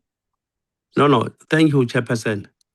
Because I've requested clarity, you didn't clarify me that whether even on the subcommittee will elect two chairperson. You didn't clarify me. Yes. Maybe I thought that sorry. if you feel have clarified, maybe I should have known that whether, because I thought that because it's a subcommittee is one, maybe the chair of the subcommittee is one, but can you clarify so that I know that whether we're still going to elect two chairpersons again? Okay. Thank you. So that I can come up with the suggestion. My apology for that. Chairperson, because this is a joint subcommittee from the NCOP and also from the NA, there are also rules, the joint rules allows for the co-chairpersons and also for the smooth running of the committee, at least from the NCOP side, there is a leader in terms of a chairperson. So we can have co-chairpersons, and even in the previous appointments, we had two chairpersons. And then our report will also be for both chairperson and minutes will be both co-chairpersons, call them co-chairpersons. Thanks very much, Putin. Okay, no, thanks very much. With that clarification, mean that the Our chair, Desiree Fennis, will be the co-chair of the subcommittee again. Thank you very much. Thank you, Mr. Mukwele. I see also that the Honorable Adrian is on the line. Your hand is up, or Honorable I'm Adrian. very sorry. It's a legacy hand. Oh, Sorry. okay. No problem. But congratulations. Thank you. Thank you. And yes, I've seen now that the Honorable Mukwele's hand has also gone down. Over to you. Yes, the Honorable Fennis was nominated by Masupa, and then who is seconding it? Mukwele. Okay. Okay. Yeah, accepted. Are you accepting the nomination, Honorable Fennis? Yes, I do. Yes, she's accepting And the. there are no further? Yes. Any other nominations from the NCOP? No. There doesn't seem to be any in that. Please congratulate the honorable member. Honorable member, congratulations. Must I do it myself? Mm. Thank you very much, Chair. Just for record purposes, the committee, joint committee agreed to have the co-chairpersons for the smooth running of this process, because it's not one committee, it's a joint committee. So it'd be prudent to have at least chairperson representing each house. Member Fennis have been nominated by Member Masumba. She moved for her appointment, election as a chairperson, which was seconded by Member Mukwele. And then there were no further nominations. So Member Fennis, you are duly elected as the chairperson of the subcommittee for the filling of vacancies to the CDA board. Congratulations, ma'am. Thanks very much.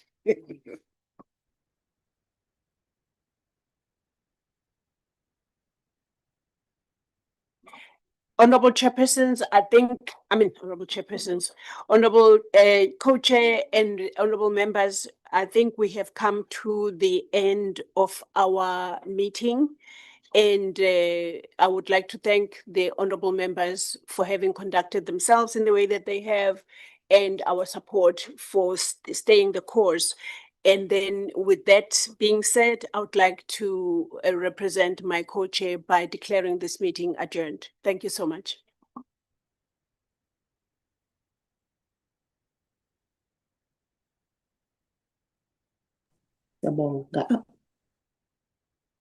Thank you.